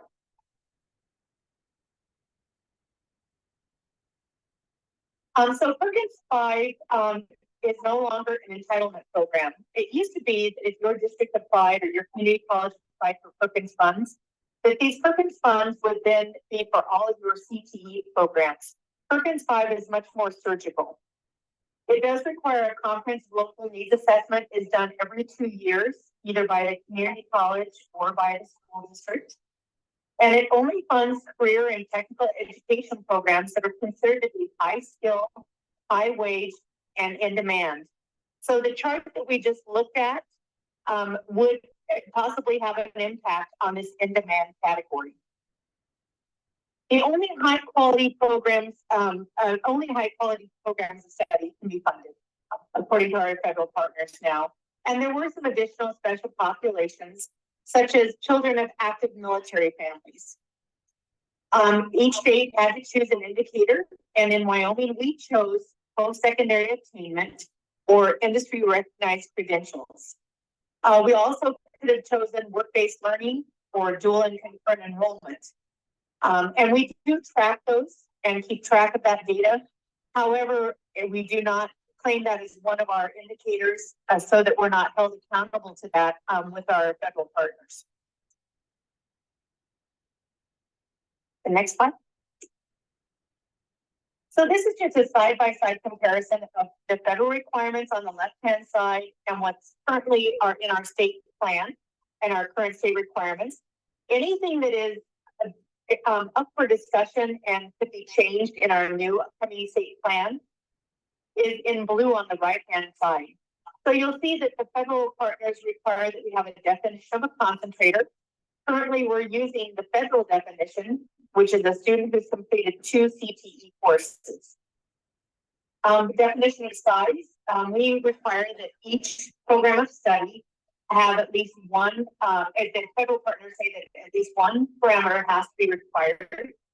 And in Wyoming, it was decided by the Perkins 5 Advisory Council, who served over a 4-year period with us, that 2 out of the 3 parameters should be met. And those were in demand, high skill, and high wage. The federal requirements require that we define scope.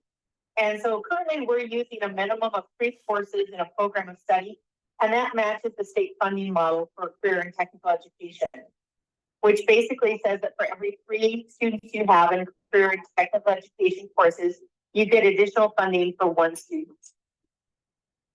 So next slide. We also had to define quality. We are currently using the National Advanced CTE Indicators of High Quality CTE, which reflect best practice nationally. It requires that we support statewide career and vocational education standards that the State Board of Education sets forth, that we provide an opportunity for acceleration. So at the secondary and post-secondary credit transfer agreements for dual and concurrent enrollment for high schools and districts. And that can be in academic courses or in career and technical education courses. And for our community college partners, it requires that they have an articulation agreement in place. Next slide. It also, our federal requirements also require that we provide academic technical standards and employability skills which are aligned to industry standards for their program of study. That we provide an opportunity to earn an industry recognized credential. So even if this wasn't one of our indicators that we selected, we would still have to provide this opportunity by federal requirement. It also requires that we provide an opportunity at the post-secondary level and provide an opportunity for participation in work-based learning experiences, and that it connects to a career and technical student organization. Currently, we fund FBLA, FCCLA, FFA, DECA, and Skills USA at the state level. In our state plan, we show that a CTSO has to be co-curricular, meaning that it's not extracurricular and just happening after school. The 5 CTSOs that we support currently all offer curriculum that can be used by a classroom teacher to help teach their CTE courses and to advance the career and technical student organization goals of things like leadership, responsibility, technical skills. And because our requirement is that they're co-curricular, we require that they be led by a CTE teacher that meets the minimum licensure requirements as established by the Wyoming PCSB. Next slide.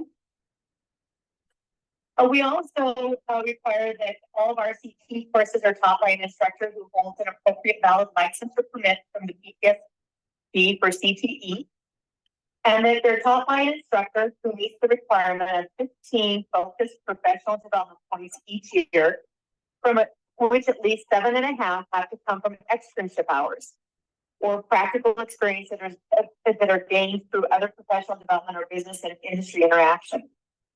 So if a teacher has, for instance, a health science teacher has an RN degree, or we have a construction trades instructor who is a general contractor and has a general contractor license, or we have a welding instructor who's a certified welding instructor, or an auto instructor who's an ASE master certified mechanic, all of those require ongoing professional development. Those teachers would be exempt from this requirement. So next slide, please. Our federal requirements also ask that we identify one of the following 3 in-demand, high wage, and high skill. And as I noted, we require 2 of those. And the districts are able to select those, or the community college, based on the comprehensive local needs assessment that's been done in their community. And then they're also able to have different, use different ones of these for different programs of study, so that they have as much flexibility as possible when they're selecting which programs of study they're going to use for purpose funding. Every program of study is required to have an advisory council or a representative of each program of study for any program that's funded by Perkins 5 on a district-wide advisory council. And that has to meet at least twice a year, and that's true also for community colleges. Districts have to be, and colleges have to be working toward closing student equity gaps in access and completion, and working toward effectively using data to inform and improve student success. Next slide. We're also required to provide equipment and technology that encourages student attainment of relevant, rigorous technical skills. And the state performance indicator, we had to select one, which we can add additional performance indicators if we choose to, or we can track those without those being official indicators. So again, we currently use the industry recognized credentials, and the two that we're currently not using are dual and concurrent enrollment and work-based learning. The comprehensive local needs assessment has to be done once every 2 years. That's a federal requirement. And we also have to set local performance indicators with school districts and community colleges. That's the only item that's actually being required to be changed for 2024-2025 by our Perkins federal partners. So next slide. So things to be thinking about. The definition of a participant is any student who takes one CTE course in a program of study. And a concentrator is a student who's completed 2 concentrator or C courses in one program of study. Now, the thing to consider is that we did have the Manhattan Strategy Group, a technical consultant who was provided to us by the U.S. Department of Ed. It did suggest that we change the definition of a concentrator to be a student who has completed 2 credits of CTE courses in the same program of study, rather than 2 courses. Some of the possible impacts of that is that it would make a more level playing field when students are taking industry recognized credential assessments. Right now, we have school districts in our state that are on a quarter system. We have some that are on a semester system. We have some that are on a trimester system. And we have some that are on a year-long system. So you can see that a student under our current definition who takes 2 courses that are each a 9-week or a quarter long is not going to have as much technical knowledge or opportunity to gain that knowledge as a student who's in a district where a course is 1 year long and would actually have 2 years worth of CTE coursework and technical skill attainment before they're given industry recognized credential. Another possible impact is that it could reduce the number of concentrators that each district has, which would reduce their ability to receive Perkins funding possibly. So here we have our secondary data. This is for this last school year. You can see that we had 20,625 participants, and more males than females. And then we also had 8,064 concentrators. Again, more males than females. And some of that is because we have districts only courses that are traditionally male oriented. If we have a really small district and the only program they have is an ag program, they may attract more male students than they do female students. Next slide. This is our 21-22 post-secondary data. We've in fact just closed the collection on the 22-23 data for our community colleges this week. But you can see that in 21-22, they had 12,554 participants that were taking at least one CTE course. And then we had 5,191 concentrators. A concentrator at the post-secondary level is a student who has taken 12 credit hours of CTE coursework, either for a credential or a certificate or a degree. It can also include certificates and credentials that have less than 12 credit hours of CTE courses for completion. And you'll see the demographic changes here, and that we have more females than we have males that are participants and concentrators at the post-secondary level. Next slide. So a definition of a program of study is that it has to have a minimum of 3 courses, and one of those can be a non-CTE course taught by a non-CTE teacher. So commonly we'll have an introduction to health sciences, a CNA course, and an anatomy and physiology class, with the anatomy and physiology class being taught by the biology instructor. Only concurrent enrollment courses can be included in a program of study, and that's because if it's a dual enrollment course, those students are being counted by the community college. 2 of the courses have to be designated as concentrator courses or C courses. And they have to have one that includes work experience. And that's something that we've been working on just this summer with districts including that. Next slide. An industry recognized credentials, these are the certificates or licenses that students earn during or after their second concentrated course in a program we study. And they're vetted by a minimum of 10 business and industry partners every 2 years. For consideration as an inclusion of an industry recognized credential that actually begins at the school or district level. We do not accept industry recognized credentials that are pitched to us by vendors. I just found out recently that in many states, you can actually, if you're a vendor, you can buy your way onto the approved list. As someone who called and asked me what our price was, we are not for sale.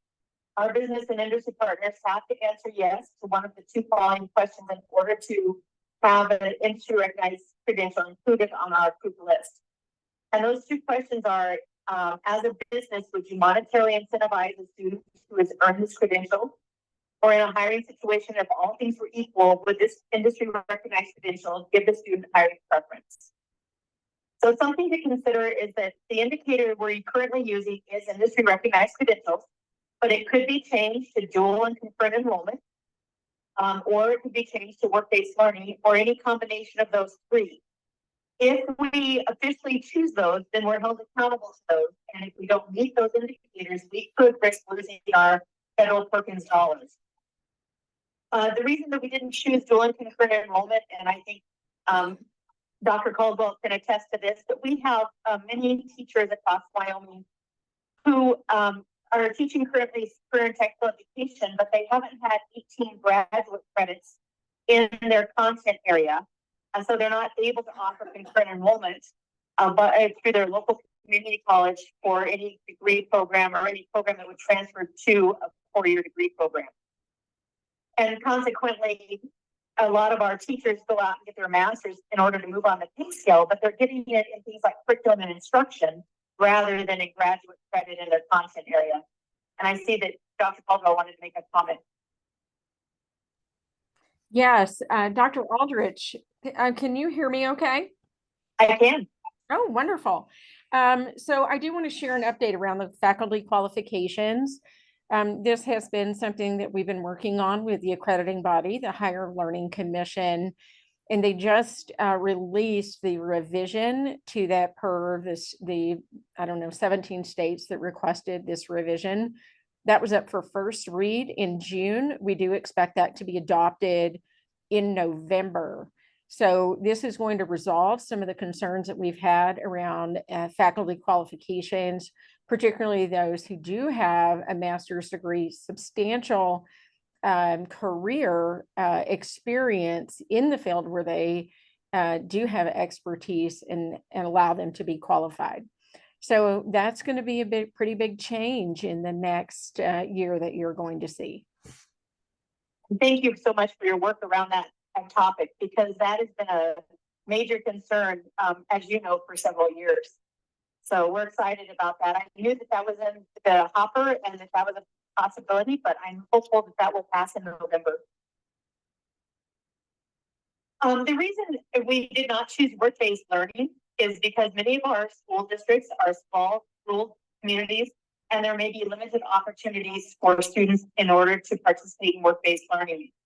We have been working with teachers and school districts to develop school-based enterprises where students might be able to participate in a school-based enterprise and get some of that work-based learning opportunity. But we also recognize that there are districts like I used to teach in Rock River, Wyoming, and in Rock River, there are 3 businesses. There is a feed store, and there is a gas station, and there's a bar. Consequently, only 2 of those would be acceptable by the district for students to be doing work-based learning in. And so it's very limited. Even though we might have a small student population, it would be difficult to get all 9 or 12 or 15 of those seniors into a work-based learning situation in that community. So those are just things to consider if we look at adding any of our indicators or changing any of them. Next slide. These are the 22-23 secondary program of study that are the top 10 programs of study. You'll see restaurant, food and beverage management. The concentrators are in blue, and then the orange is on the participants. And that actually was the highest enrollment across the state this last year, which is an indicator that finally does have a strong hospitality and tourism industry. Then construction trades came next, production wood, animal systems, facility mobile equipment maintenance, which is most of our auto programs, teaching and training, which are education programs, engineering and technology, which are a lot of our STEM programs, agribusiness, and then restaurant, food and beverage. And this is actually We based, got 23 participants. That's why. so that's why it's listed twice. Engaged. And then we have production metals, which is where a lot of our welding programs also fall. So next slide, please. You'll see that it changes pretty dramatically at the post-secondary level. And again, this was based on 21-22 data. But health sciences is the largest program of study we fund at the community college level, followed by ag, food and natural resources. And then business management and administration, education and training, manufacturing, law enforcement, safety and corrections, arts, AV and communications, architecture and construction, transportation, distribution and logistics, and then information technology.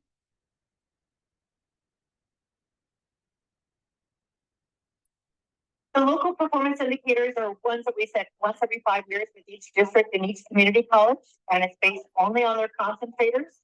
And the expectation that we have and our federal partners have is that they'll show growth each year. At the secondary level, there are 7 indicators, and post-secondary has 3 indicators, and we set those by looking at historical data. The consequences are, if those aren't met, is that we begin with technical assistance, and it can go all the way up to and including the loss of federal Perkins funding, not only for the district or the community college, but we can lose funding as a state. Those are the same steps that are taken with us if we don't meet our indicators with our federal partners. And this is the only item that's required to be changed in the Wyoming State Plan effective 2024. Next slide. So this will show you the secondary indicators that we had. It shows you our 2022 Wyoming goal, and then what the actual data was. We did meet all of these indicators, and that's because we always have a 10% grace space. So you'll notice, like for English language arts, YTOP proficiency was, our goal was 57.65%, and we came in at 51.5%. So we did meet that, but it was because we were in that grace space. Just something to note is that these YTOP proficiencies, when we look at these, this data is only on concentrators, and it's based on seniors who are graduating. We don't have the YTOP test for juniors or seniors. So this is based on their 10th grade score.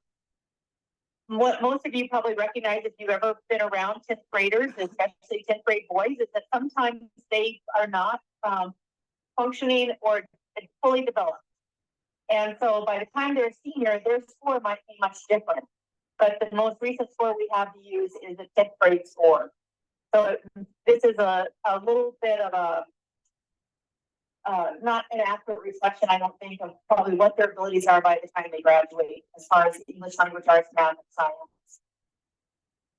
You'll see the industry recognized credentials. We had set that originally in Wyoming, we had set that at 14%. Our federal partners have moved it up each year. So this last year it was 14.5. We actually hit 58.76. Our districts and colleges have been knocking it out of the park. So the next slide, please.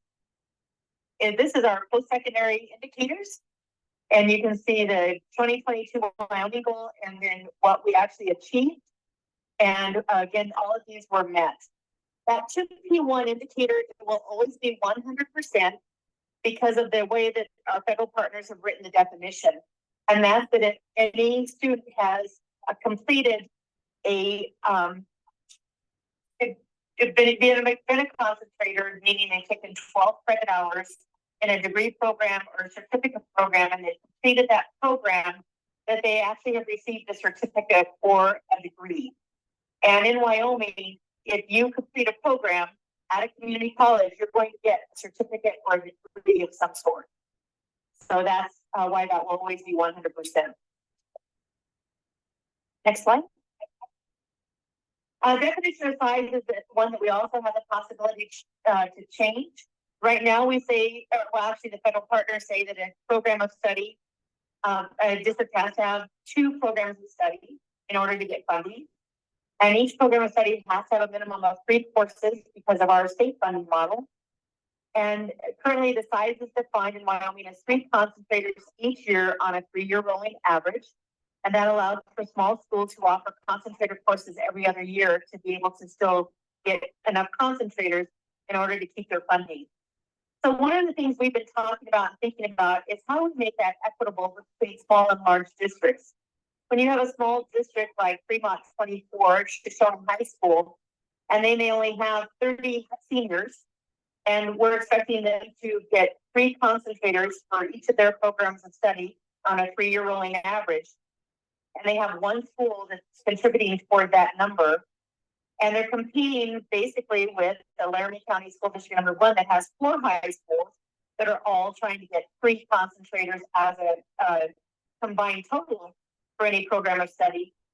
It's much easier for them to meet that requirement. So we looked at using things like athletic classification, but unbeknownst to me, those change every single year, whether you're in 1A, 2A, 3A, or 4A, depending upon your enrollment. So that's something that we would love to have your thoughts on. And one of the impacts to think about is that it could reduce the number of programs of study that are eligible for Perkins funding in larger districts if we were to make this more equitable. But it might be that we would be investing in programs of study where we actually have larger enrollments. We have one large district right now that with multiple high schools is only averaging 2.7 concentrators every year for a county.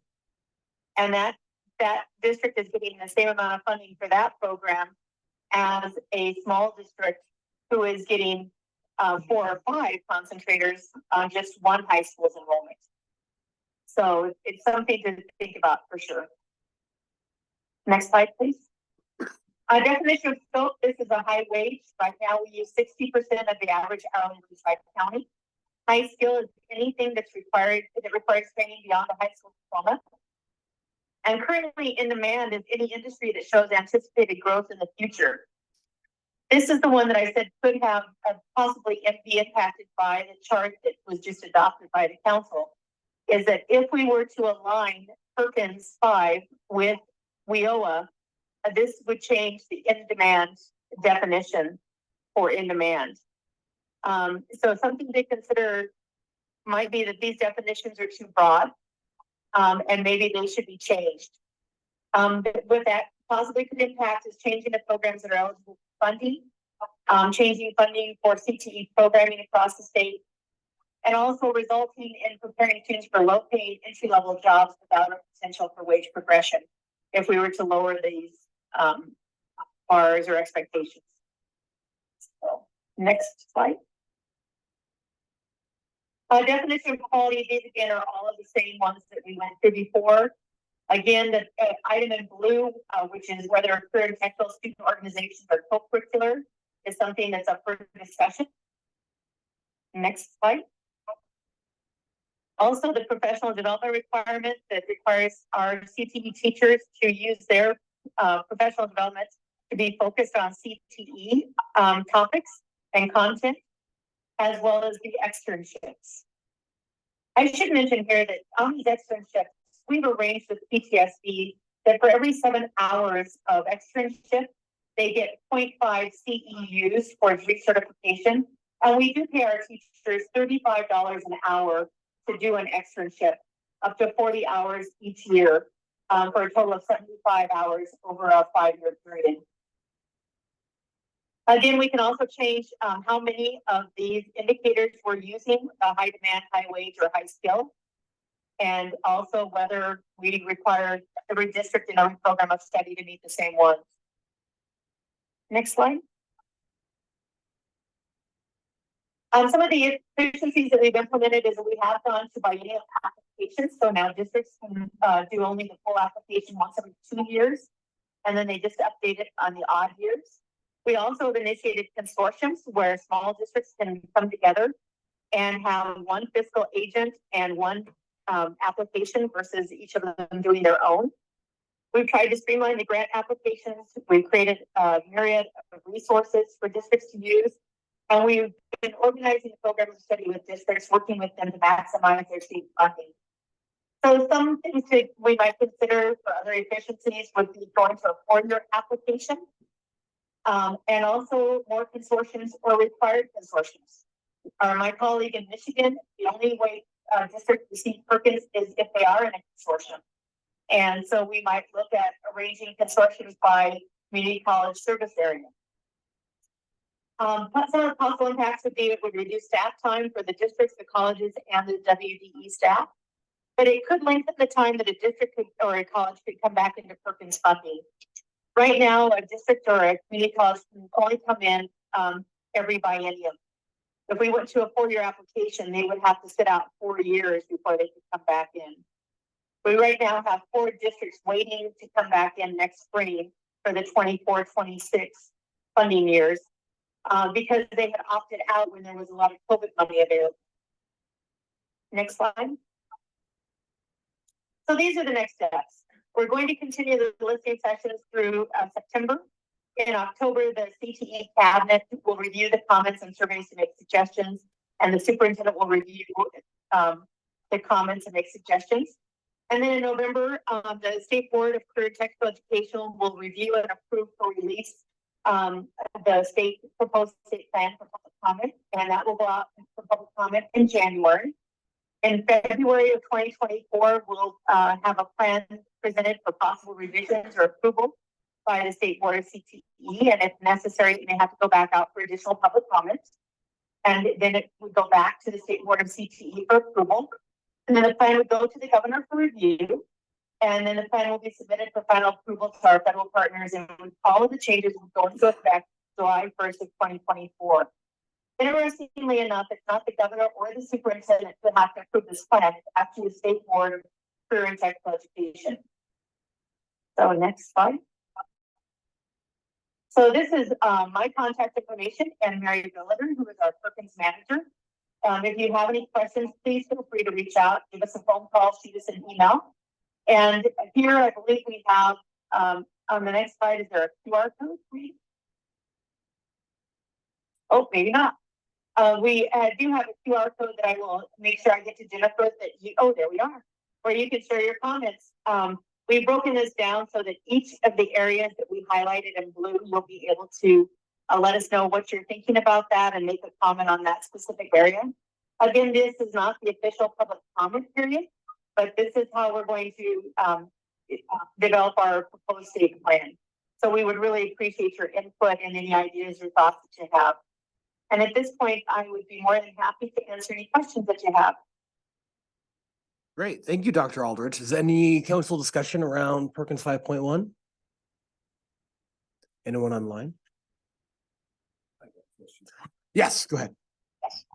And I may have took this wrong, but your definition of high wage was, am I wrong? It was 60% of average county wage. Is that correct? That's correct. That's for an entry-level position for a student just coming out of high school. So do we know what that average hourly wage is for, say, Laramie County?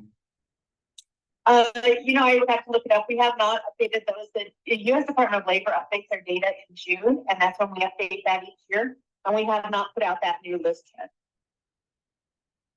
Okay. I was just, yeah, that's what my, and then I had another question. What were some of was there a few industry recognized standards that, say for the construction industry that we were going to point out, or any in particular?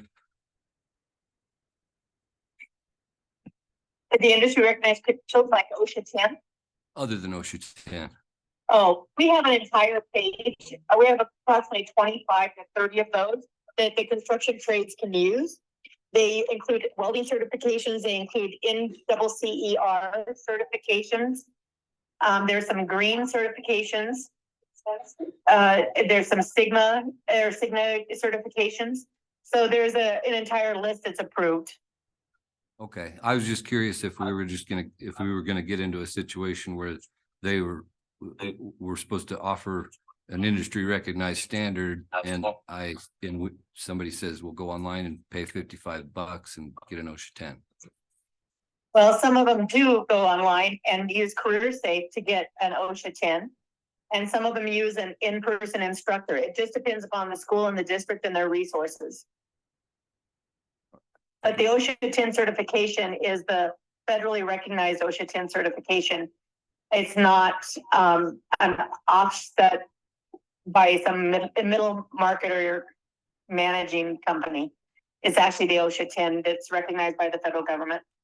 Yeah, it is an industry recognized standard, but it's also a requirement to work on these projects. So yeah.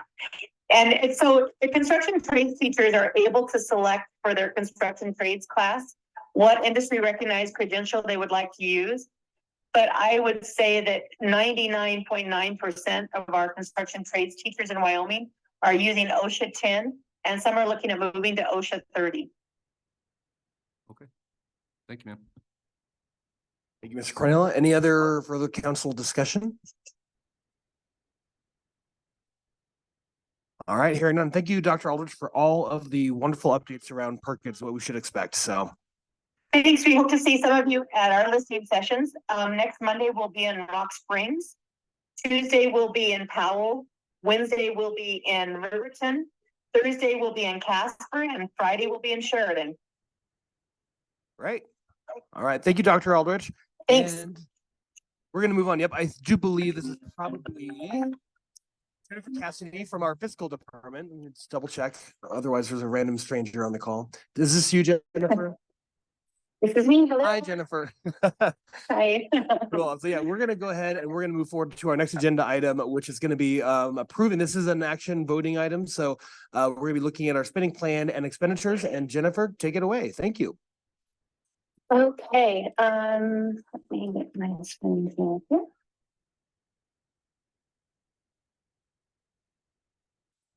Okay, hopefully everyone in the room there can see our spending plan, and these materials are also in the meeting materials. So we are looking at our July expenditures. So starting up here at the top for our funding years, we've got grant year 2020 on here, really just to demonstrate that we were able to get all of those funds spent and nothing had to be sent back to DOL for not being spent. And we have grant year 21, 22, and 23 open. As of the end of July, there was just over $1 million available to the council. So our July expenditures were looking pretty normal. You'll notice that the dollar amount here is higher than what we would expect, and that is due to a payment on our ongoing projects for that MIS system. That was $250,000 that was paid out. The rest of it was pretty normal council expenditures. Not a whole lot to highlight on here. I'd be happy to answer any questions. We do have another report to share, but I wanted to pause here before I move on. Great. Thank you, Jennifer. Any questions from the council regarding our grant fiscal years? All right, you may continue, Jennifer. I take this down and I will put another one up. So from our last conversation in person, we heard the council and wanting some more information on the local side of expenditures. So the WIOA grant is split into the council funding, and then the majority of it goes to the workforce centers for the day-to-day operations and serving clients. So we started adding onto the monthly report. It will look very similar to the council's report, but this is just reflecting the workforce center expenditures. So this was our suggestion and our attempt at sharing some information. The Strategic Performance and Finance Committee was okay with this, but we're certainly happy to take any suggestions from the full council if there's different information that you would like to see. On this report, really, I just wanted to highlight, so we have a grant year 2020, which is closed. It was fully spent, which is good. 2021 is fully spent or obligated on the workforce center side. For grant year 2022, 88% is spent or obligated. And as of the date of this report, we had just recently received our 2023 report. So no expenditures had occurred on that yet. Mr. Chairman, those are my main highlights. I'd be happy to answer any questions. Awesome. Thank you, Jennifer. I really like this new local report as well. So council discussion around our fiscal reporting. Do you have anyone online with any questions? Oh, you're a talkative group today, I see.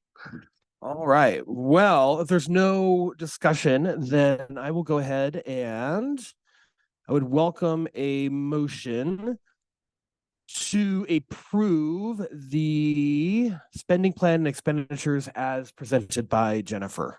Mr. Chairman, I would like to make that motion to approve this expenditure plan. Awesome. So forwarded by Mr. Representative Berger. Do I have a second? I'll second. All right, seconded by Mayor Matt Hall. Council discussion.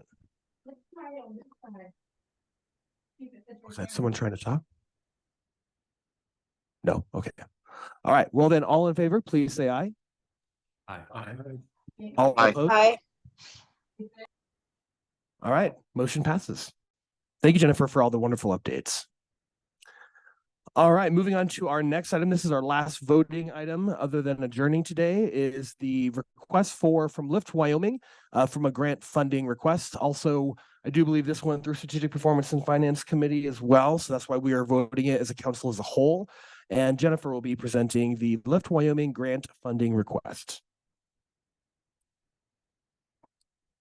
Thank you, Mr. Chairman and members of the committee. Lift Wyoming has approached the council with a funding request. The request is in the amount of $21,450. Lift Wyoming, I'm scrolling, hopefully no one gets sick and I don't get booted. Lift Wyoming was or is an organization that was started by a group of teachers.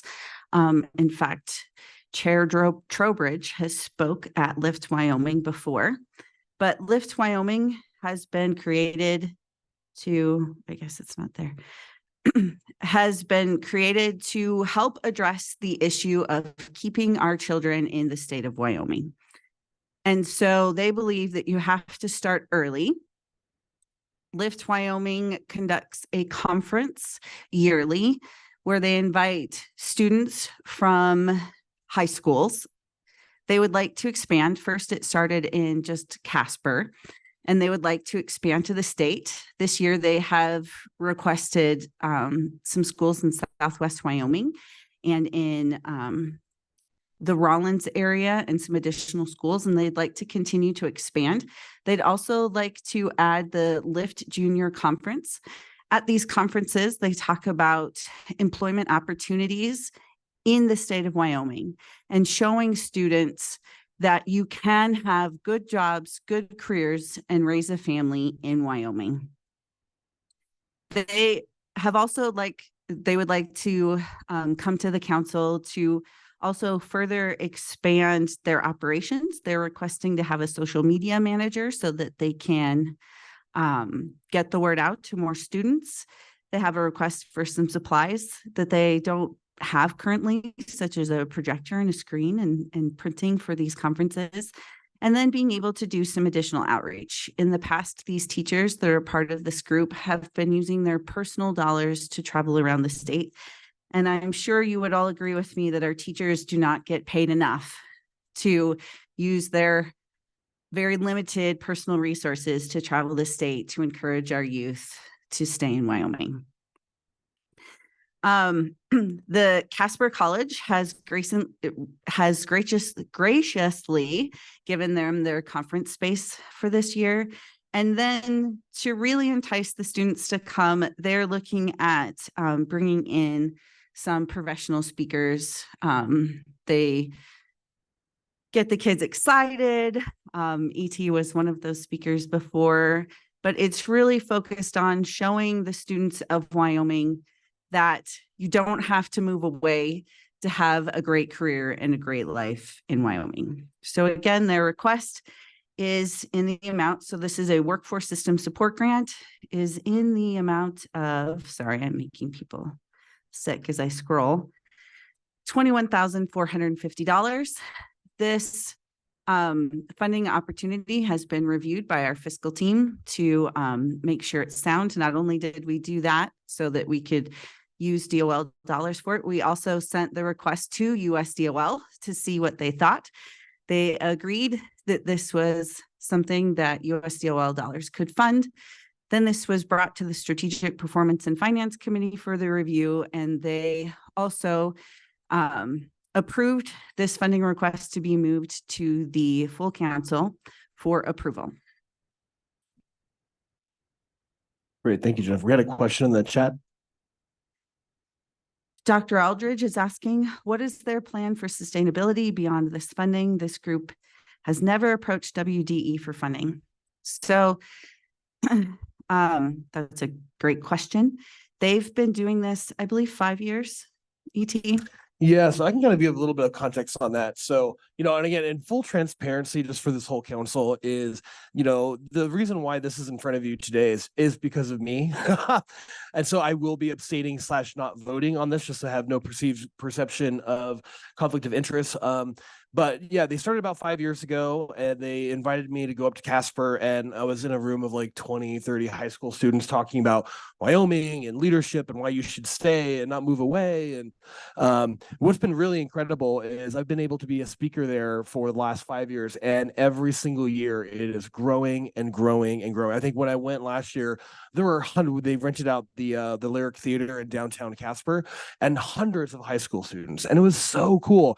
Their vision really was about, all of us as adults, we go to conferences all the time, right? Like we're on a conference right now, but how do we provide a conference experience where Wyoming high school students go to a conference, they learn from keynote speakers, they go out to breakout sessions. And so they did a bunch of breakout sessions around Casper. They could choose like, hey, you want to go learn about retail? You want to go learn about construction? And the students could like choose.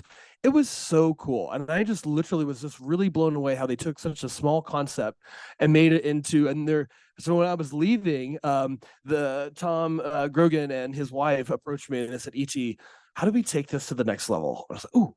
So this goes back to what I was saying about you all being ambassadors for the Wyoming Workforce Development Council. Like, I don't know, I can't promise anything, but let's see if there's a workforce grant that we can help you get the sustainability that you need. And so I think Dr. Aldrich, you bring up such a great point, because I think not only is this on the communications, like the marketing standpoint, the Wyoming Workforce Development Council will be front and center in front of our youth. Their goal is to take this statewide. So they're talking thousands of potential high school students traveling to the LIFT conference every year. And it's really just geared to high schoolers. Why is it important to stay in Wyoming? Why do we need to be here? So I'm really excited where they're going to be able to take it. And I think further discussions will be, not setting the expectation that every single year that, this is going to be something. If we decide to do so as a council, we can. But I think now getting that very much needed support they need, the conversations around sustainability will be the next big key. So, but this is just for this current fiscal year. So I hope that answers your question, Dr. Aldrich. Mr. Chairman? Yes. This is Jennifer. Just to continue in that discussion, this board is very open to any information that we had, because one of my big questions for them was, how do we measure the success of, or the return on investment on these funds? And they hadn't really thought about that before. And so in a month, when they came back to me, they said, tell us what you want. Let's collect it. Let's make this bigger. Let's make this better, and we'll collect that data and do what you need. And so we will be, if this is funded, we will work with them on what kind of return on investment that we would like. DOL did not put any stipulations on it, so it really is this council. Also, they would probably love to approach WDE about funding, because They're super passionate. These groups of teachers, they're incredible. And they have a clear passion for Wyoming's youth and keeping them here. And they did the quintessential, identified a problem. How am I going to solve it? And they're trying to solve it. And they did so on their own for 5 years. And now they have come to us for additional funding. I don't know if they'll continue to come to us for additional funding, but they're super excited. They also told me that they're going to keep this going no matter what happens. So that was still good to hear. The difference is that they're trying to expand. So there will be a conference. They would like to make it bigger. They would like to make it accessible to all youth in the state of Wyoming and not just their local area.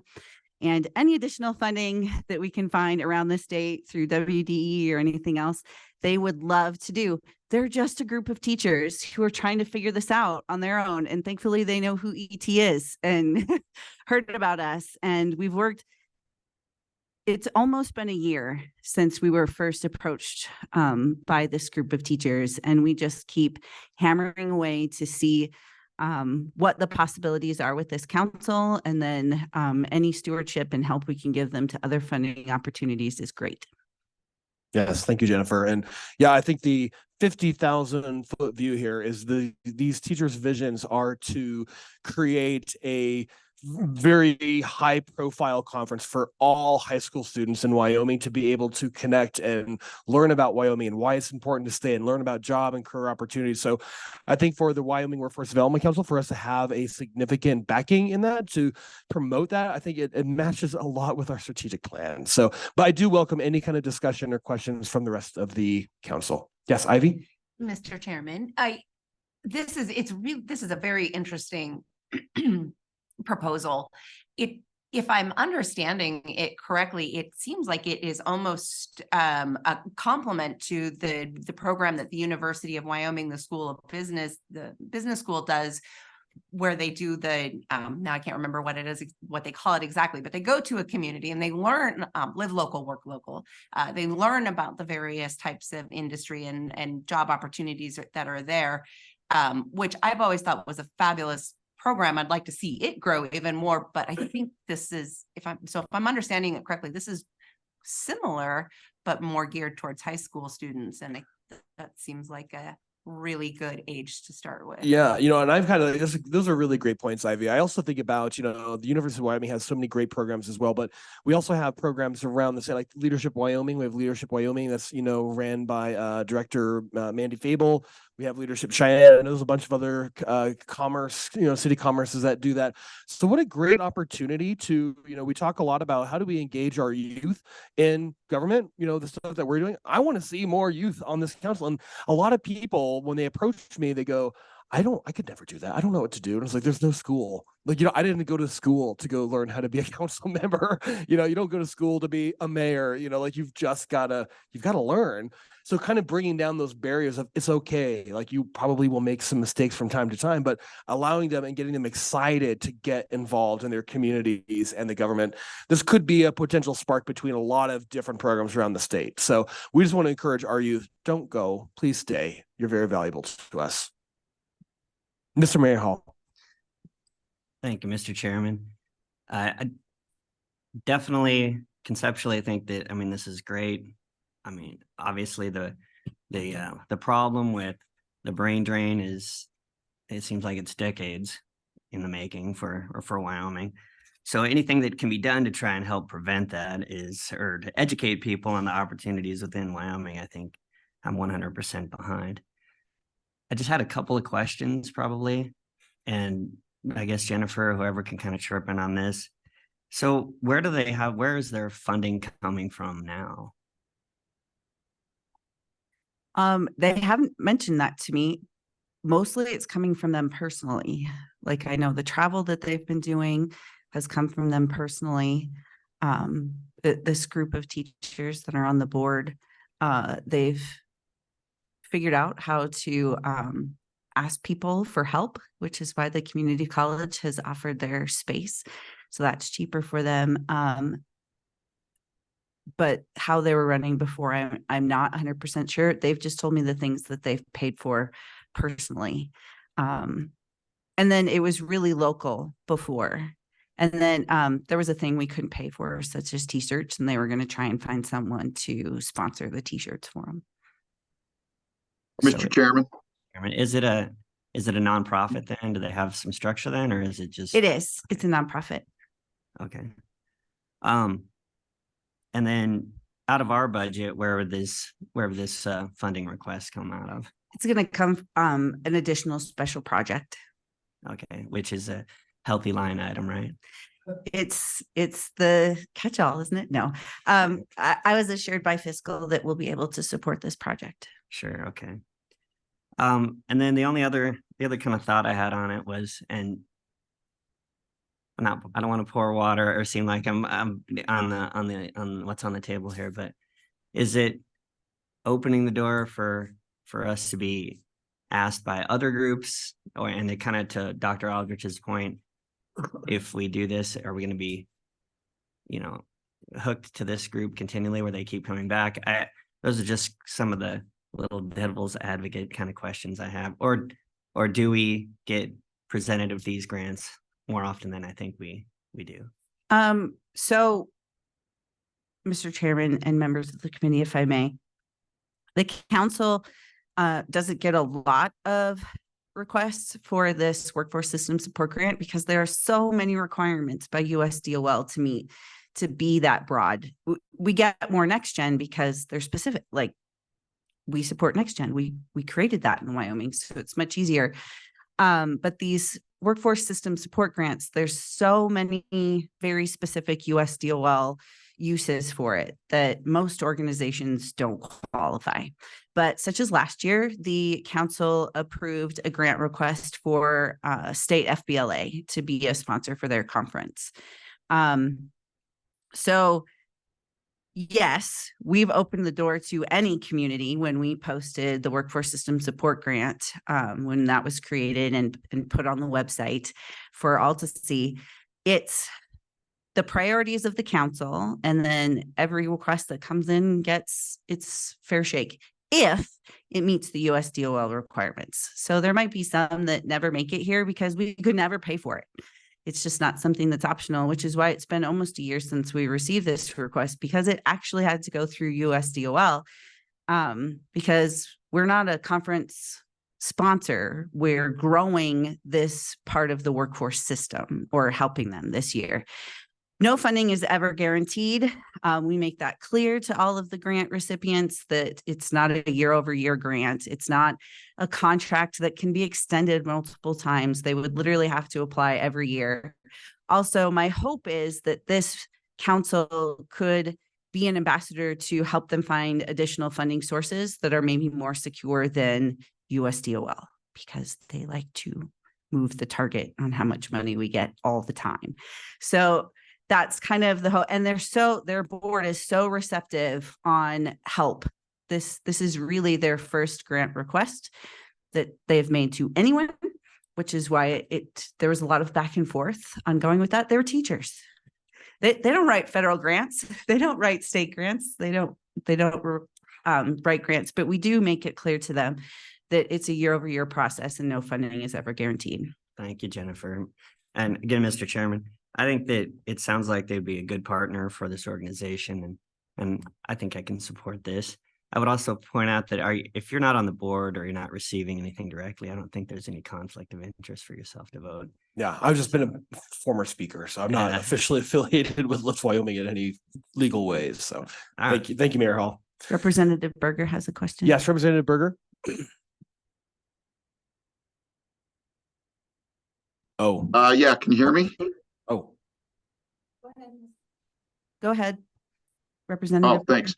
So I was just looking at the Lyft website and looked down to 646-248-0120. Sorry, Representative Berger. The internet connection decided to not let you speak so that we could hear you here.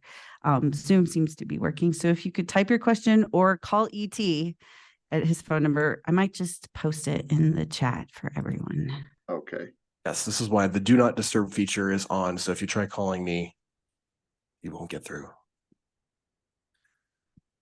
Mr. Chairman, while he Yes. calls you, I want to point out that I went ahead and used the email address that was up there to contact Lift Wyoming while everyone's sitting here talking and doing all that. And I'll reach out to them as Rocky Mountain Power to help support them that way as well. But I want to point out that every single person in this room has the opportunity to bring them to the Southwest Wyoming Manufacturing Partnership and get them into the newsletter. Every person here can help spread the message of organizations like this across Wyoming. We don't just have to vote on giving them money. We can give them access to people, and it costs nothing. Yes, thank you, Mr. Wall. Again, it's a very important point that we support our local, Wyomingites and businesses. So I do believe I have Representative Berger on the phone. So can you hear us, Representative Berger? Yes, I can. All right, you're good. I did look at Lyft's website, and I do see some their registered sponsors down at the bottom, and I mean groups like Coca-Cola. I don't know what Flow State is, Hilltop Bank, Metro. There's some Bark is helping out. Anyways, there's a lot of. It looks like they're getting a lot of sponsors, and then also they have a registration fee this year for kids attending, $25 to a max of $350. So they're getting bigger. And then one thing that I asked just from Lyft, when they receive grants like this, if we approve this grant, that we also just again encourage them, reach out. They're doing a great job. Just continue to reach out to the entire state. I think this is a great program for a lot of students, a lot of people, especially a lot of districts would love to partner with these groups. Thank you. Yes, thank you, Representative Berger.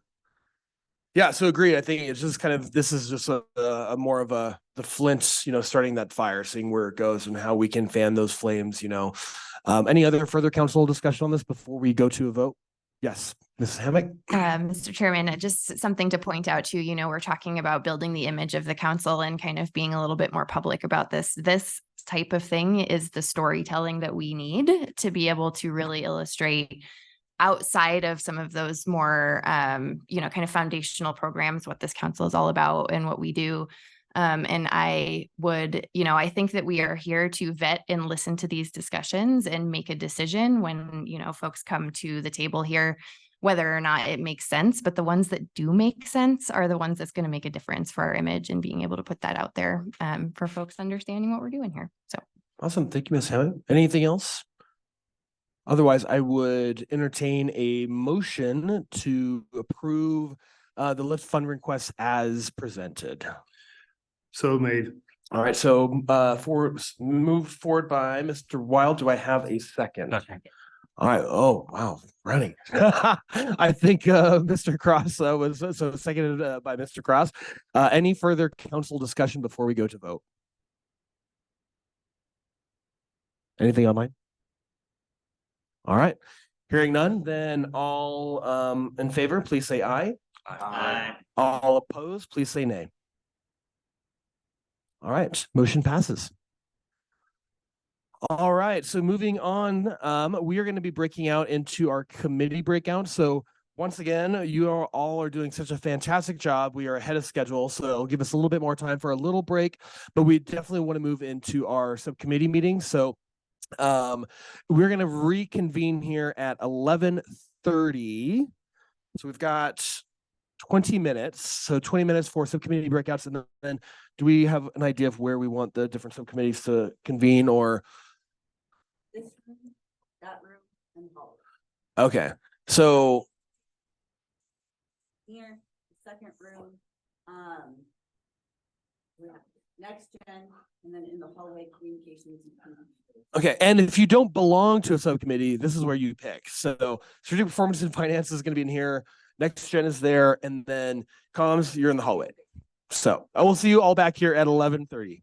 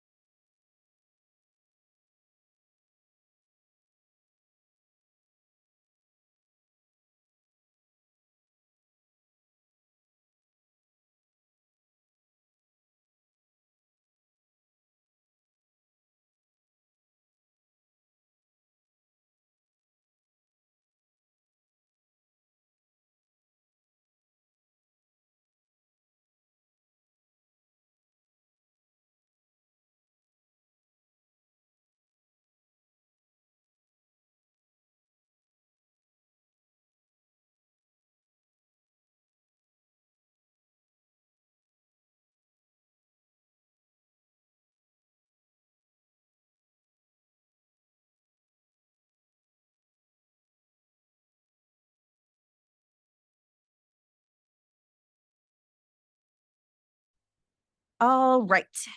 Can anyone in Zoom hear me? Yes. Great. Thank you, Dr. Caldwell. So this is where the Strategic Performance and Finance Committee is going to meet. It looks like for the committee, we just have Travis here in person and Representative Berger in Zoom. And I don't see anyone else from that committee. Am I correct? Or Dr. Caldwell, are you on that committee? No, I'm not. I was, but I'm not on that one now. I think I'm only on the next gen. Okay, that's what I was thinking, but it's been a long day, long 2 days.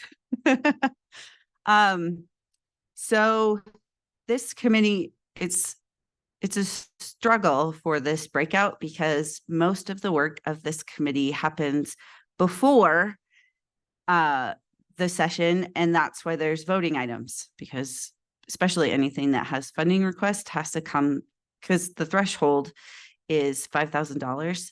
And so most people ask for more than $5,000. So those funding requests come from the Strategic Performance and Finance Committee. So just to remind everyone, I know that we have some requests that are coming up for the October committee meeting. So please attend.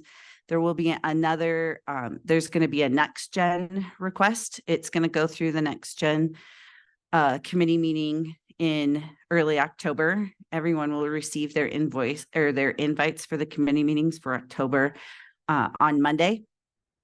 And so please plan to attend. So Dr. Caldwell, you have a sneak peek that there's a next gen funding request that will be coming to that committee. And if it's approved by that committee, it will be coming to the Strategic Performance and Finance Committee for October, and then to the whole council, if approved by that committee, to the council in November. So that is a nice thing about having September and November close, is that we can get additional work done before the end of the year in October. We just need quorum in those. So I have that, and the next gen committee will get that in there. It's been sitting on hold, but now they have their 3 letters of support for that next gen group, and they're ready to move forward in October. So that's kind of a look ahead. And there are no additional grant requests that are even out there in the wings for the agency to review. So that's what we have for that. And I also think there's no policies that I'm aware of.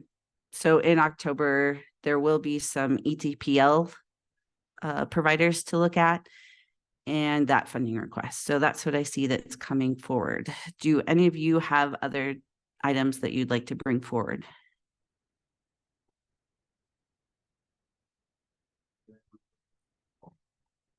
So because Travis and Representative Bergers are the only one in attendance today, Chairman Short is not available today. So we'll have Travis present the update for the Strategic Performance and Finance, if that's all right with you, Representative Berger. Sounds good. Well, I think that's all I have. If you don't have anything, please attend in October so that we have quorum. And then Tiffany, you still have to choose a committee.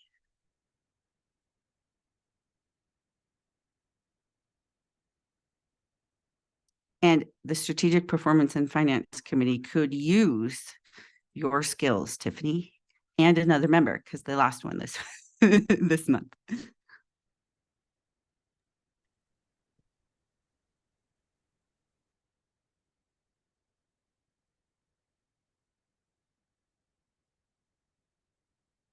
All right, that's all I have. If you guys want to take a break until whatever time ET told us to come back, was that 11:30?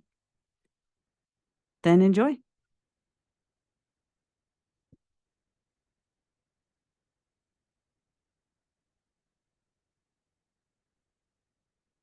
Tiffany said her audio is not working. Welcome to the club. And she says, yes, I do. So she's looking forward to the next committee. Thank you, Tiffany. The Strategic Performance and Finance Committee welcomes you with open arms, and I'll send you an invite for that. Oh, you put that you're looking at next gen. So if you want next gen, I can put you there too. You can just send me an email. But strategic performance and finance would really like you to. No pressure.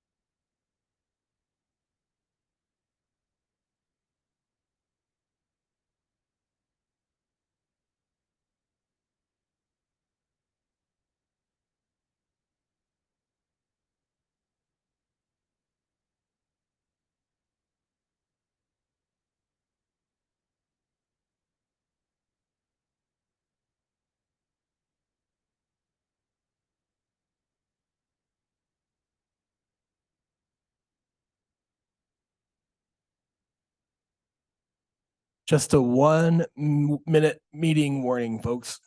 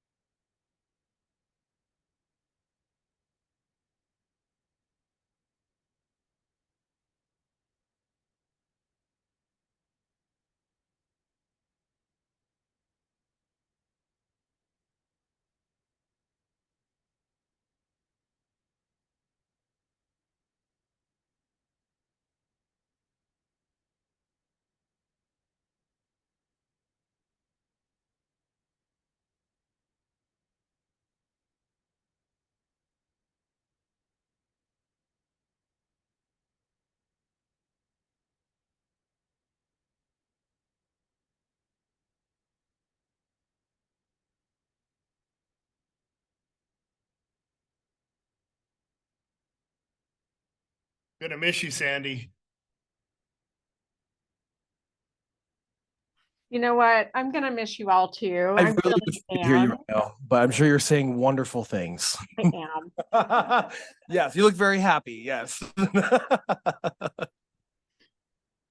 Yeah, and Dr. Caldwell, I'm going to call on you a little bit later. So you've got my phone number, so I'll ask you to call in a little bit later. So, all right, I'm going to go ahead and reconvene the meeting from our committee breakouts. And so to kind of give us an update on what's going on, we're going to start with the Communications and Community Relations Committee, and I will hand that off to, what? I have on here on board Communications and Community Relations, but Oh, she went too far. Never mind. You're right. yeah, I'm always right, just so you know. Okay, so I will ask Chairman Bureau to give us an update on the Communications and Community Relations Committee, please. So we kind of jumped in talking about some of our the goals from the strategic plan and how we want to first attack that, being I don't have the language right in front of me now, but researching best methods of outreach and kind of speaking about what that meant for the council. And Bria had an idea of doing like a pretty simple survey of the managers of the workforce centers, what they've seen that works. I know council director was listed as the one that's going to engage with some of these managers, but finding a way to get feedback from these managers out in the world so that we understand what they're doing and what's working. So potentially a Google survey, something very simple that can give us some feedback. And then Ron also brought up the point that if we can get some engagement from our council stopping into these places, speaking to the managers, and then just get a regional update almost of what's happening from back in each region that each of us are in. And then presenting that briefly, whether it's even through onboard, submitting a conversation you had with a workforce manager or bringing it back to our quarterly council meetings. And I think one thing that we were just getting to that's kind of a fun way to tout what we're doing as a council is to, we were discussing writing almost a boilerplate piece that could be sent out to each of us as council members. You fill in some basic details and then submit it, kind of an editorial, submit to your local publications to let people know what's happening. As we're talking about inventing an image as one of the main things that we wanted to do as a council, finding a way to engage with the public in a more direct way, and brought up the discussing the cumbersome nature of Wyoming at Work, how difficult that site is, and that the new site is coming. Hey, this has been a request. It simplifies things for employers, for potential employees, for us as a council to even drive people to that point and say, hey, go check out this site. So they requested it, and we're trying to make it happen as a workforce group. So looking really for opportunities to understand as a council what's happening out in the world, and then how are we sharing that information with both our workforce managers and the public and employers, all working towards inventing an image for workforce services and for our council. So we were just warming up and getting us some good ideas, and ET came and got us. So as you can imagine, we were communicating. But yeah, that was our discussion. Thank you, Chairman Bureau. I think Yeah, again, just a reminder, the strategic plan should be all our playbooks for our subcommittees, right? So looking at that, are we meeting it? Are we meeting our objectives? So sounds like we've got some really cool ideas coming out of the communications and community relations subcommittee. So next I will ask the next gen sector partnerships and career pathways, and I will pass it off to Chair Cross. Thank you very much. We did not talk about strategic plans, sorry. Duly noted, that's in the notes, right? Okay, Yeah. good. I'll take the demerits on that one. As you may recall from previous update, we are in the process of we are in the midst of a request for proposal process. It's been four years since the original, I think. Don't quote me on that, but around 4 years. Oh, okay. Since the last, okay, I was really wrong about that. A long time ago, we had an RFP for the next gen model, and we're going through that process again for a number of reasons. And part of that is to kind of help vet our understanding of how well the model may or may not be working across the state and how well it's supporting the sector partnerships that have been created. The submission deadline is next week, so we will be evaluating those and hopefully bringing a recommended provider or vendor to the full council meeting in November. Is that correct? I don't have the list of key dates in front of me. So November, with the idea of having that process over by the end of the year. So that's that's the main thing that we're working on. Mayor Hall gave us an update on some promising potential for a tourism sector. Is that correct? You want to speak to that for a second, Matt? Sure. Thanks. So, I think it was the week before last, John Melville came up, and we have Christy Graham. She works for Northwest College, and she's going to be kind of the lead to help reinvigorate the Next Gen program, hopefully in the Bighorn Basin. Previously, it was healthcare, and that kind of had just dissolved. We lost our kind of champion for that. But I think that in talking to some of the other communities in the basin, particularly Thermopolis, Ten Sleep, Level, some of these other areas that are trying to get their tourism economy going a little bit, it's going to be, I think, it's going to be a good fit, I think. And so we're going to have our, and I lose the whole, all the nomenclature that John uses for the meetings, but we're going to have like our initial meeting of all the partners and, the people we're trying to pull together from industry, I think in the next couple of weeks. I think it's October. And so hopefully we'll get some traction with that and really stand that up and have something to report back for the Next Gen as a whole. So thanks. Thanks, Matt. I'm looking forward to that sector partnership successfully drawing several million Southgate entrants from my part of the world into yours. So thank you for that. And then last but not least, I want to ask committee member Larry Fodor to give a quick update on some of the work he's been doing. Thanks, Larry.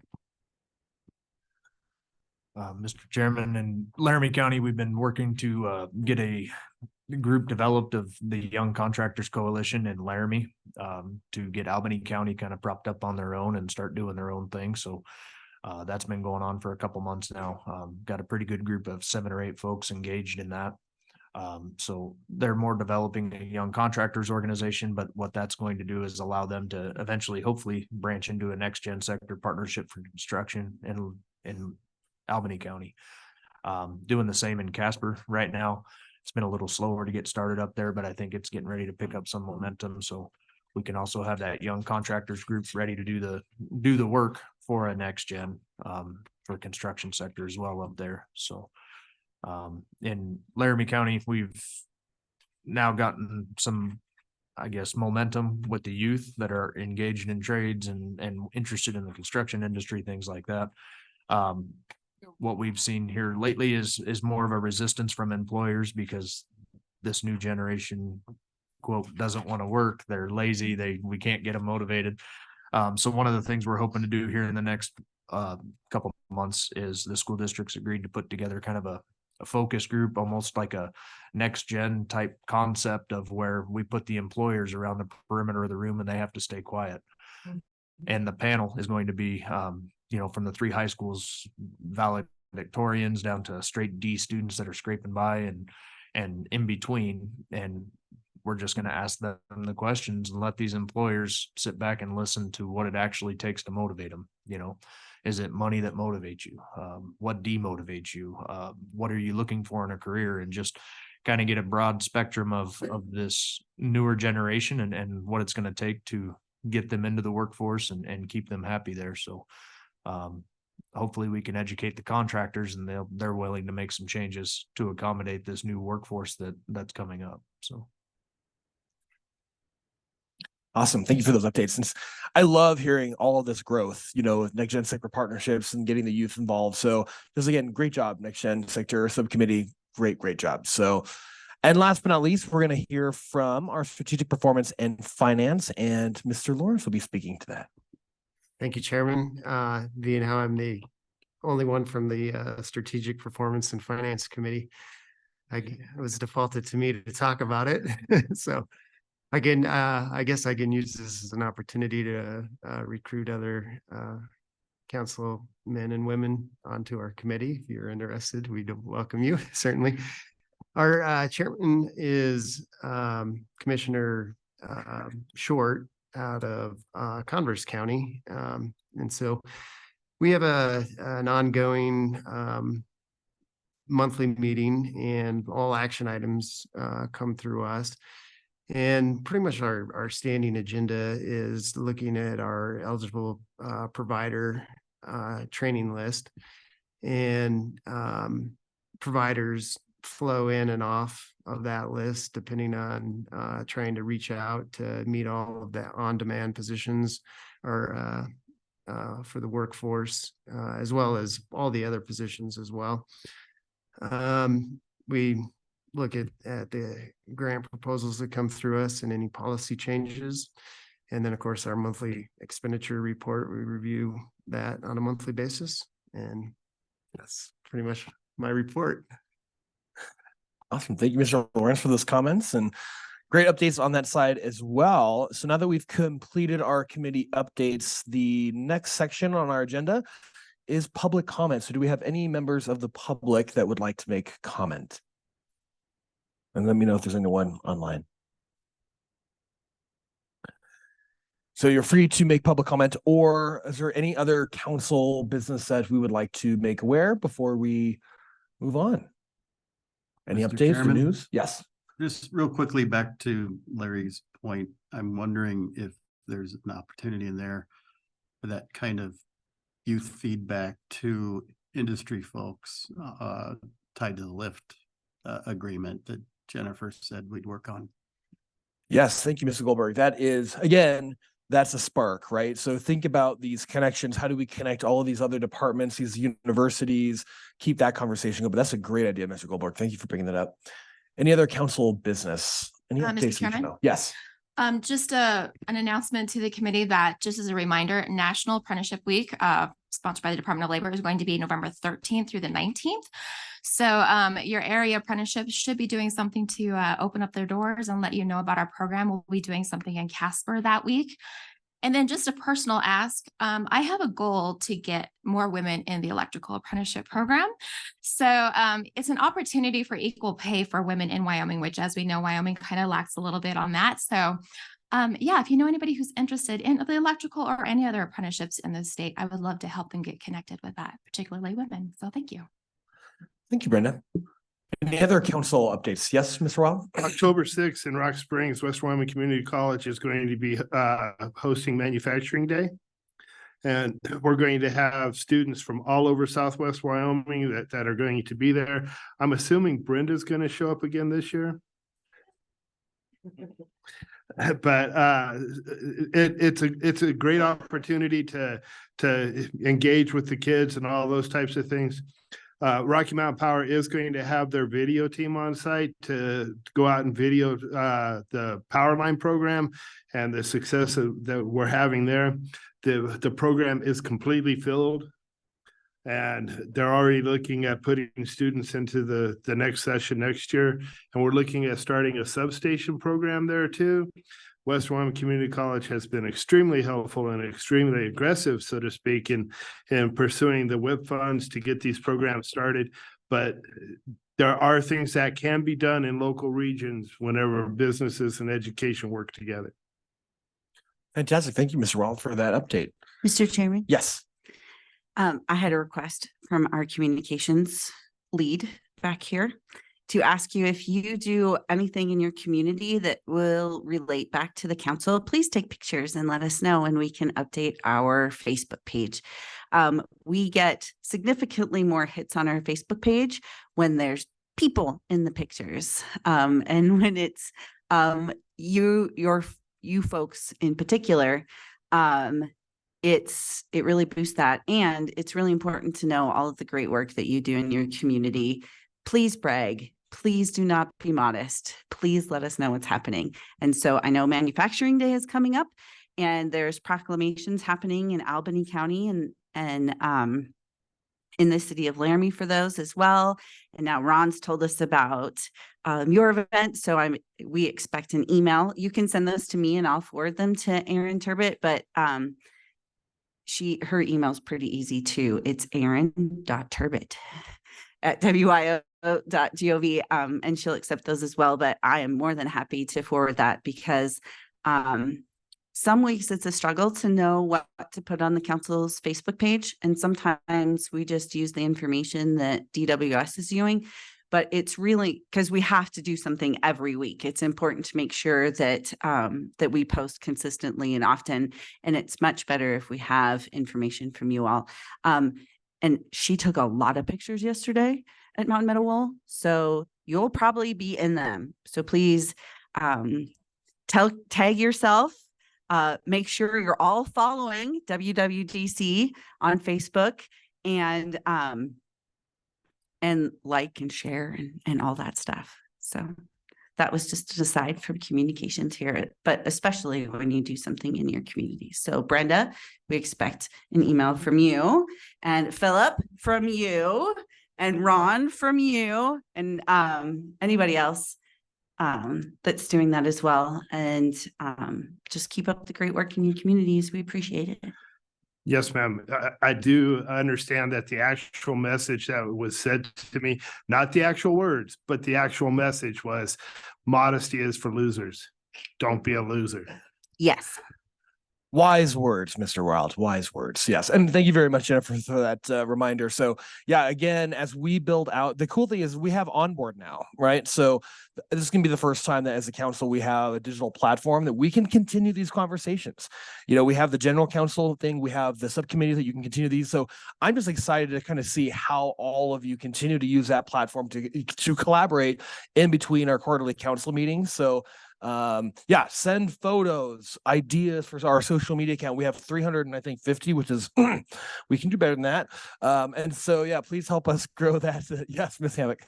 Mr. Chairman, do we have an Instagram account? I tried to tag last night and I didn't see one. No.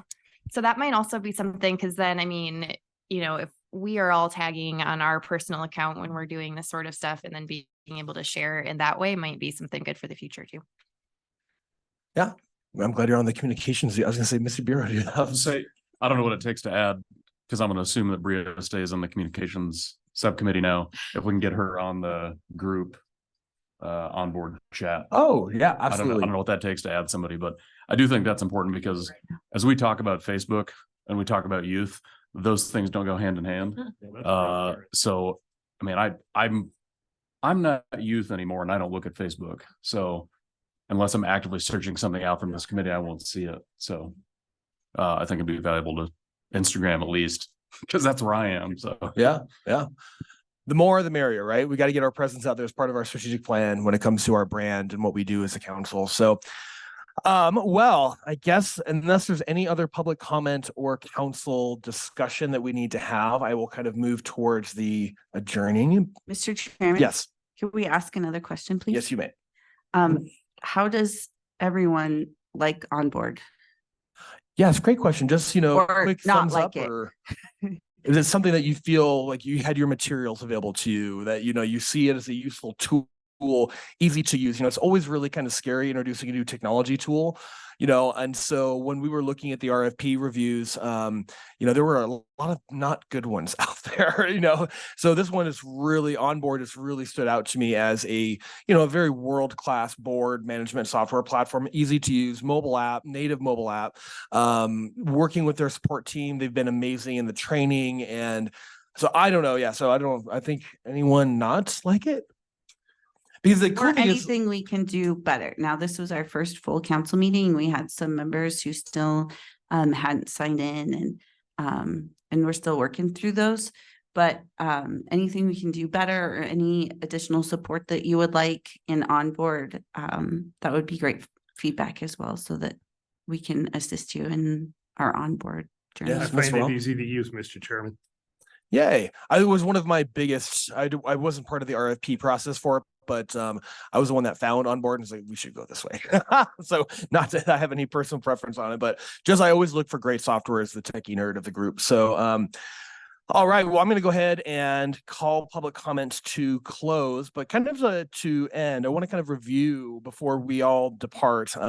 Yeah, again, just onboard emphasis, keep the conversations going. As we get meeting materials, you'll have them. So please use that platform to review our meeting agendas, our meeting minutes, talk to your subcommittees as we move forward on our strategic planning. And then also, when you think about what we did over the last, day and a half is, first of all, we welcomed our new council members. So again, welcome again, Bria and Tiffany. Also incredibly excited to welcome Ivy to the Department of Workforce Services beginning October 1st from the governor's office. So, we've got a really great team lined up. So we began with that.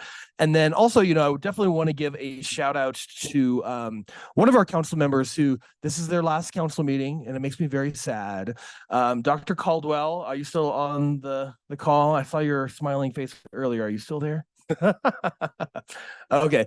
So Dr. Caldwell is going to be retiring, and I just want to, make a personal mention, like, just thank you so much, Dr. Caldwell, for everything that you've done, not only for the Workforce Council, but for the state of Wyoming when it comes to everything related to community colleges. You've been an advocate for us. You've gone out and you've made a lot of great change. So I would like you to just really briefly call me as what are your final words to the council as far as advice? That kind of sounds bad, right? Final words. I hope they're not your final words, but here we go. So Dr. Caldwell, I hope this is you. Otherwise, it's going to be a telemarketer on the council call. All right. So is this Dr. Caldwell? Of course it is. All right. Well, what are your parting advice to the rest of the council? I keep up the really great work that you do. I am retiring at the end of the year in December, but I will miss the November meeting. Dr. Ben Moritz will be my designee. And the direction that this council's been going, I have to tell you, has just been really, really great. And I applaud the work. Now, while we are focused on that WIOA work, we have to recognize the larger expansive work that goes on. So I just encourage the participation.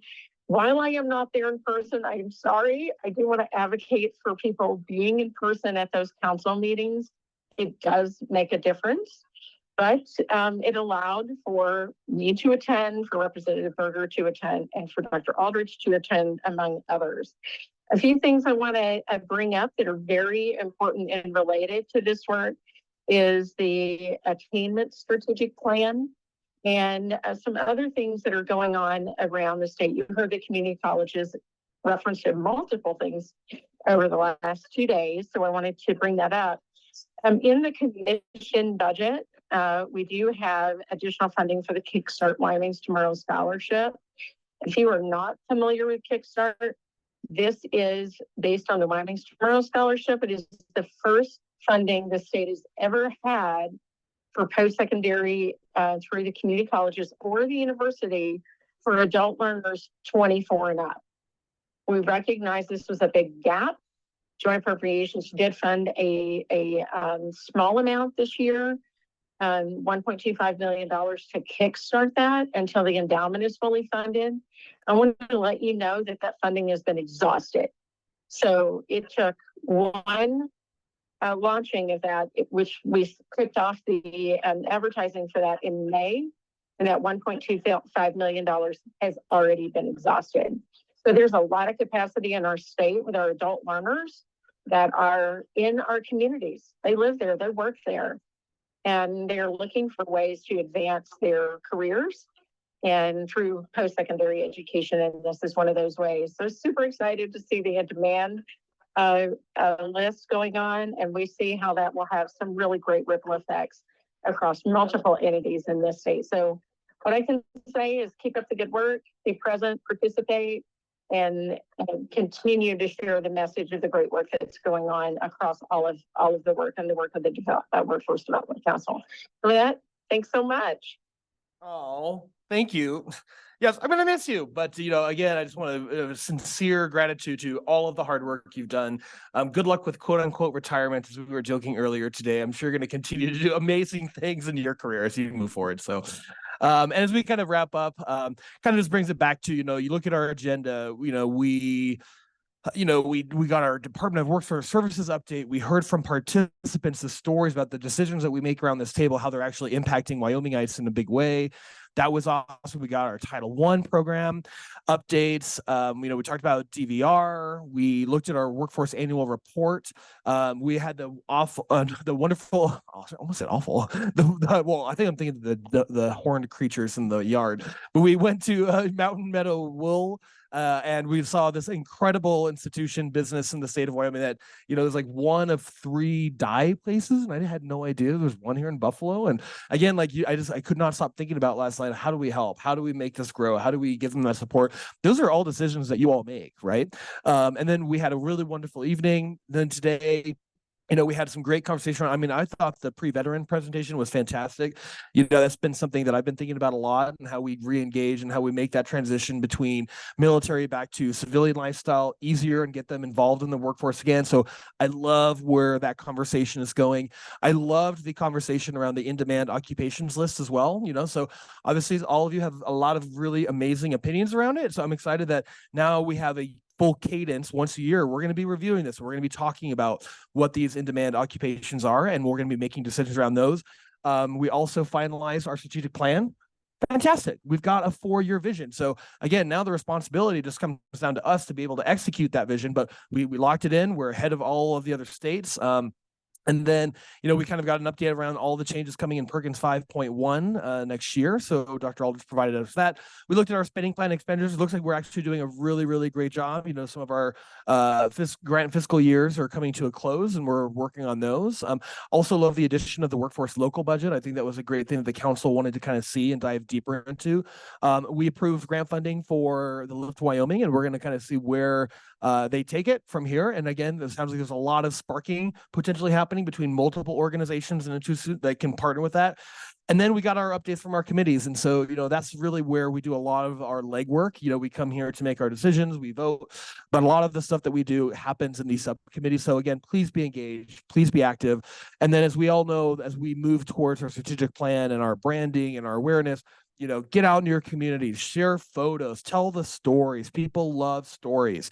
And so definitely send that to Aaron and Jennifer and I. And then, the last thing I'm going to kind of end with is, we were having some discussions around dinner last night. And I say this to a few folks. It's like, so when I think about the work that this council does, we have a really big part to play, right? There's a lot of responsibility. Each and every one of you, were appointed by the governor, and it's our responsibility to see through not only our state plan, but our strategic vision. And so really take that, it's a very serious appointment, right?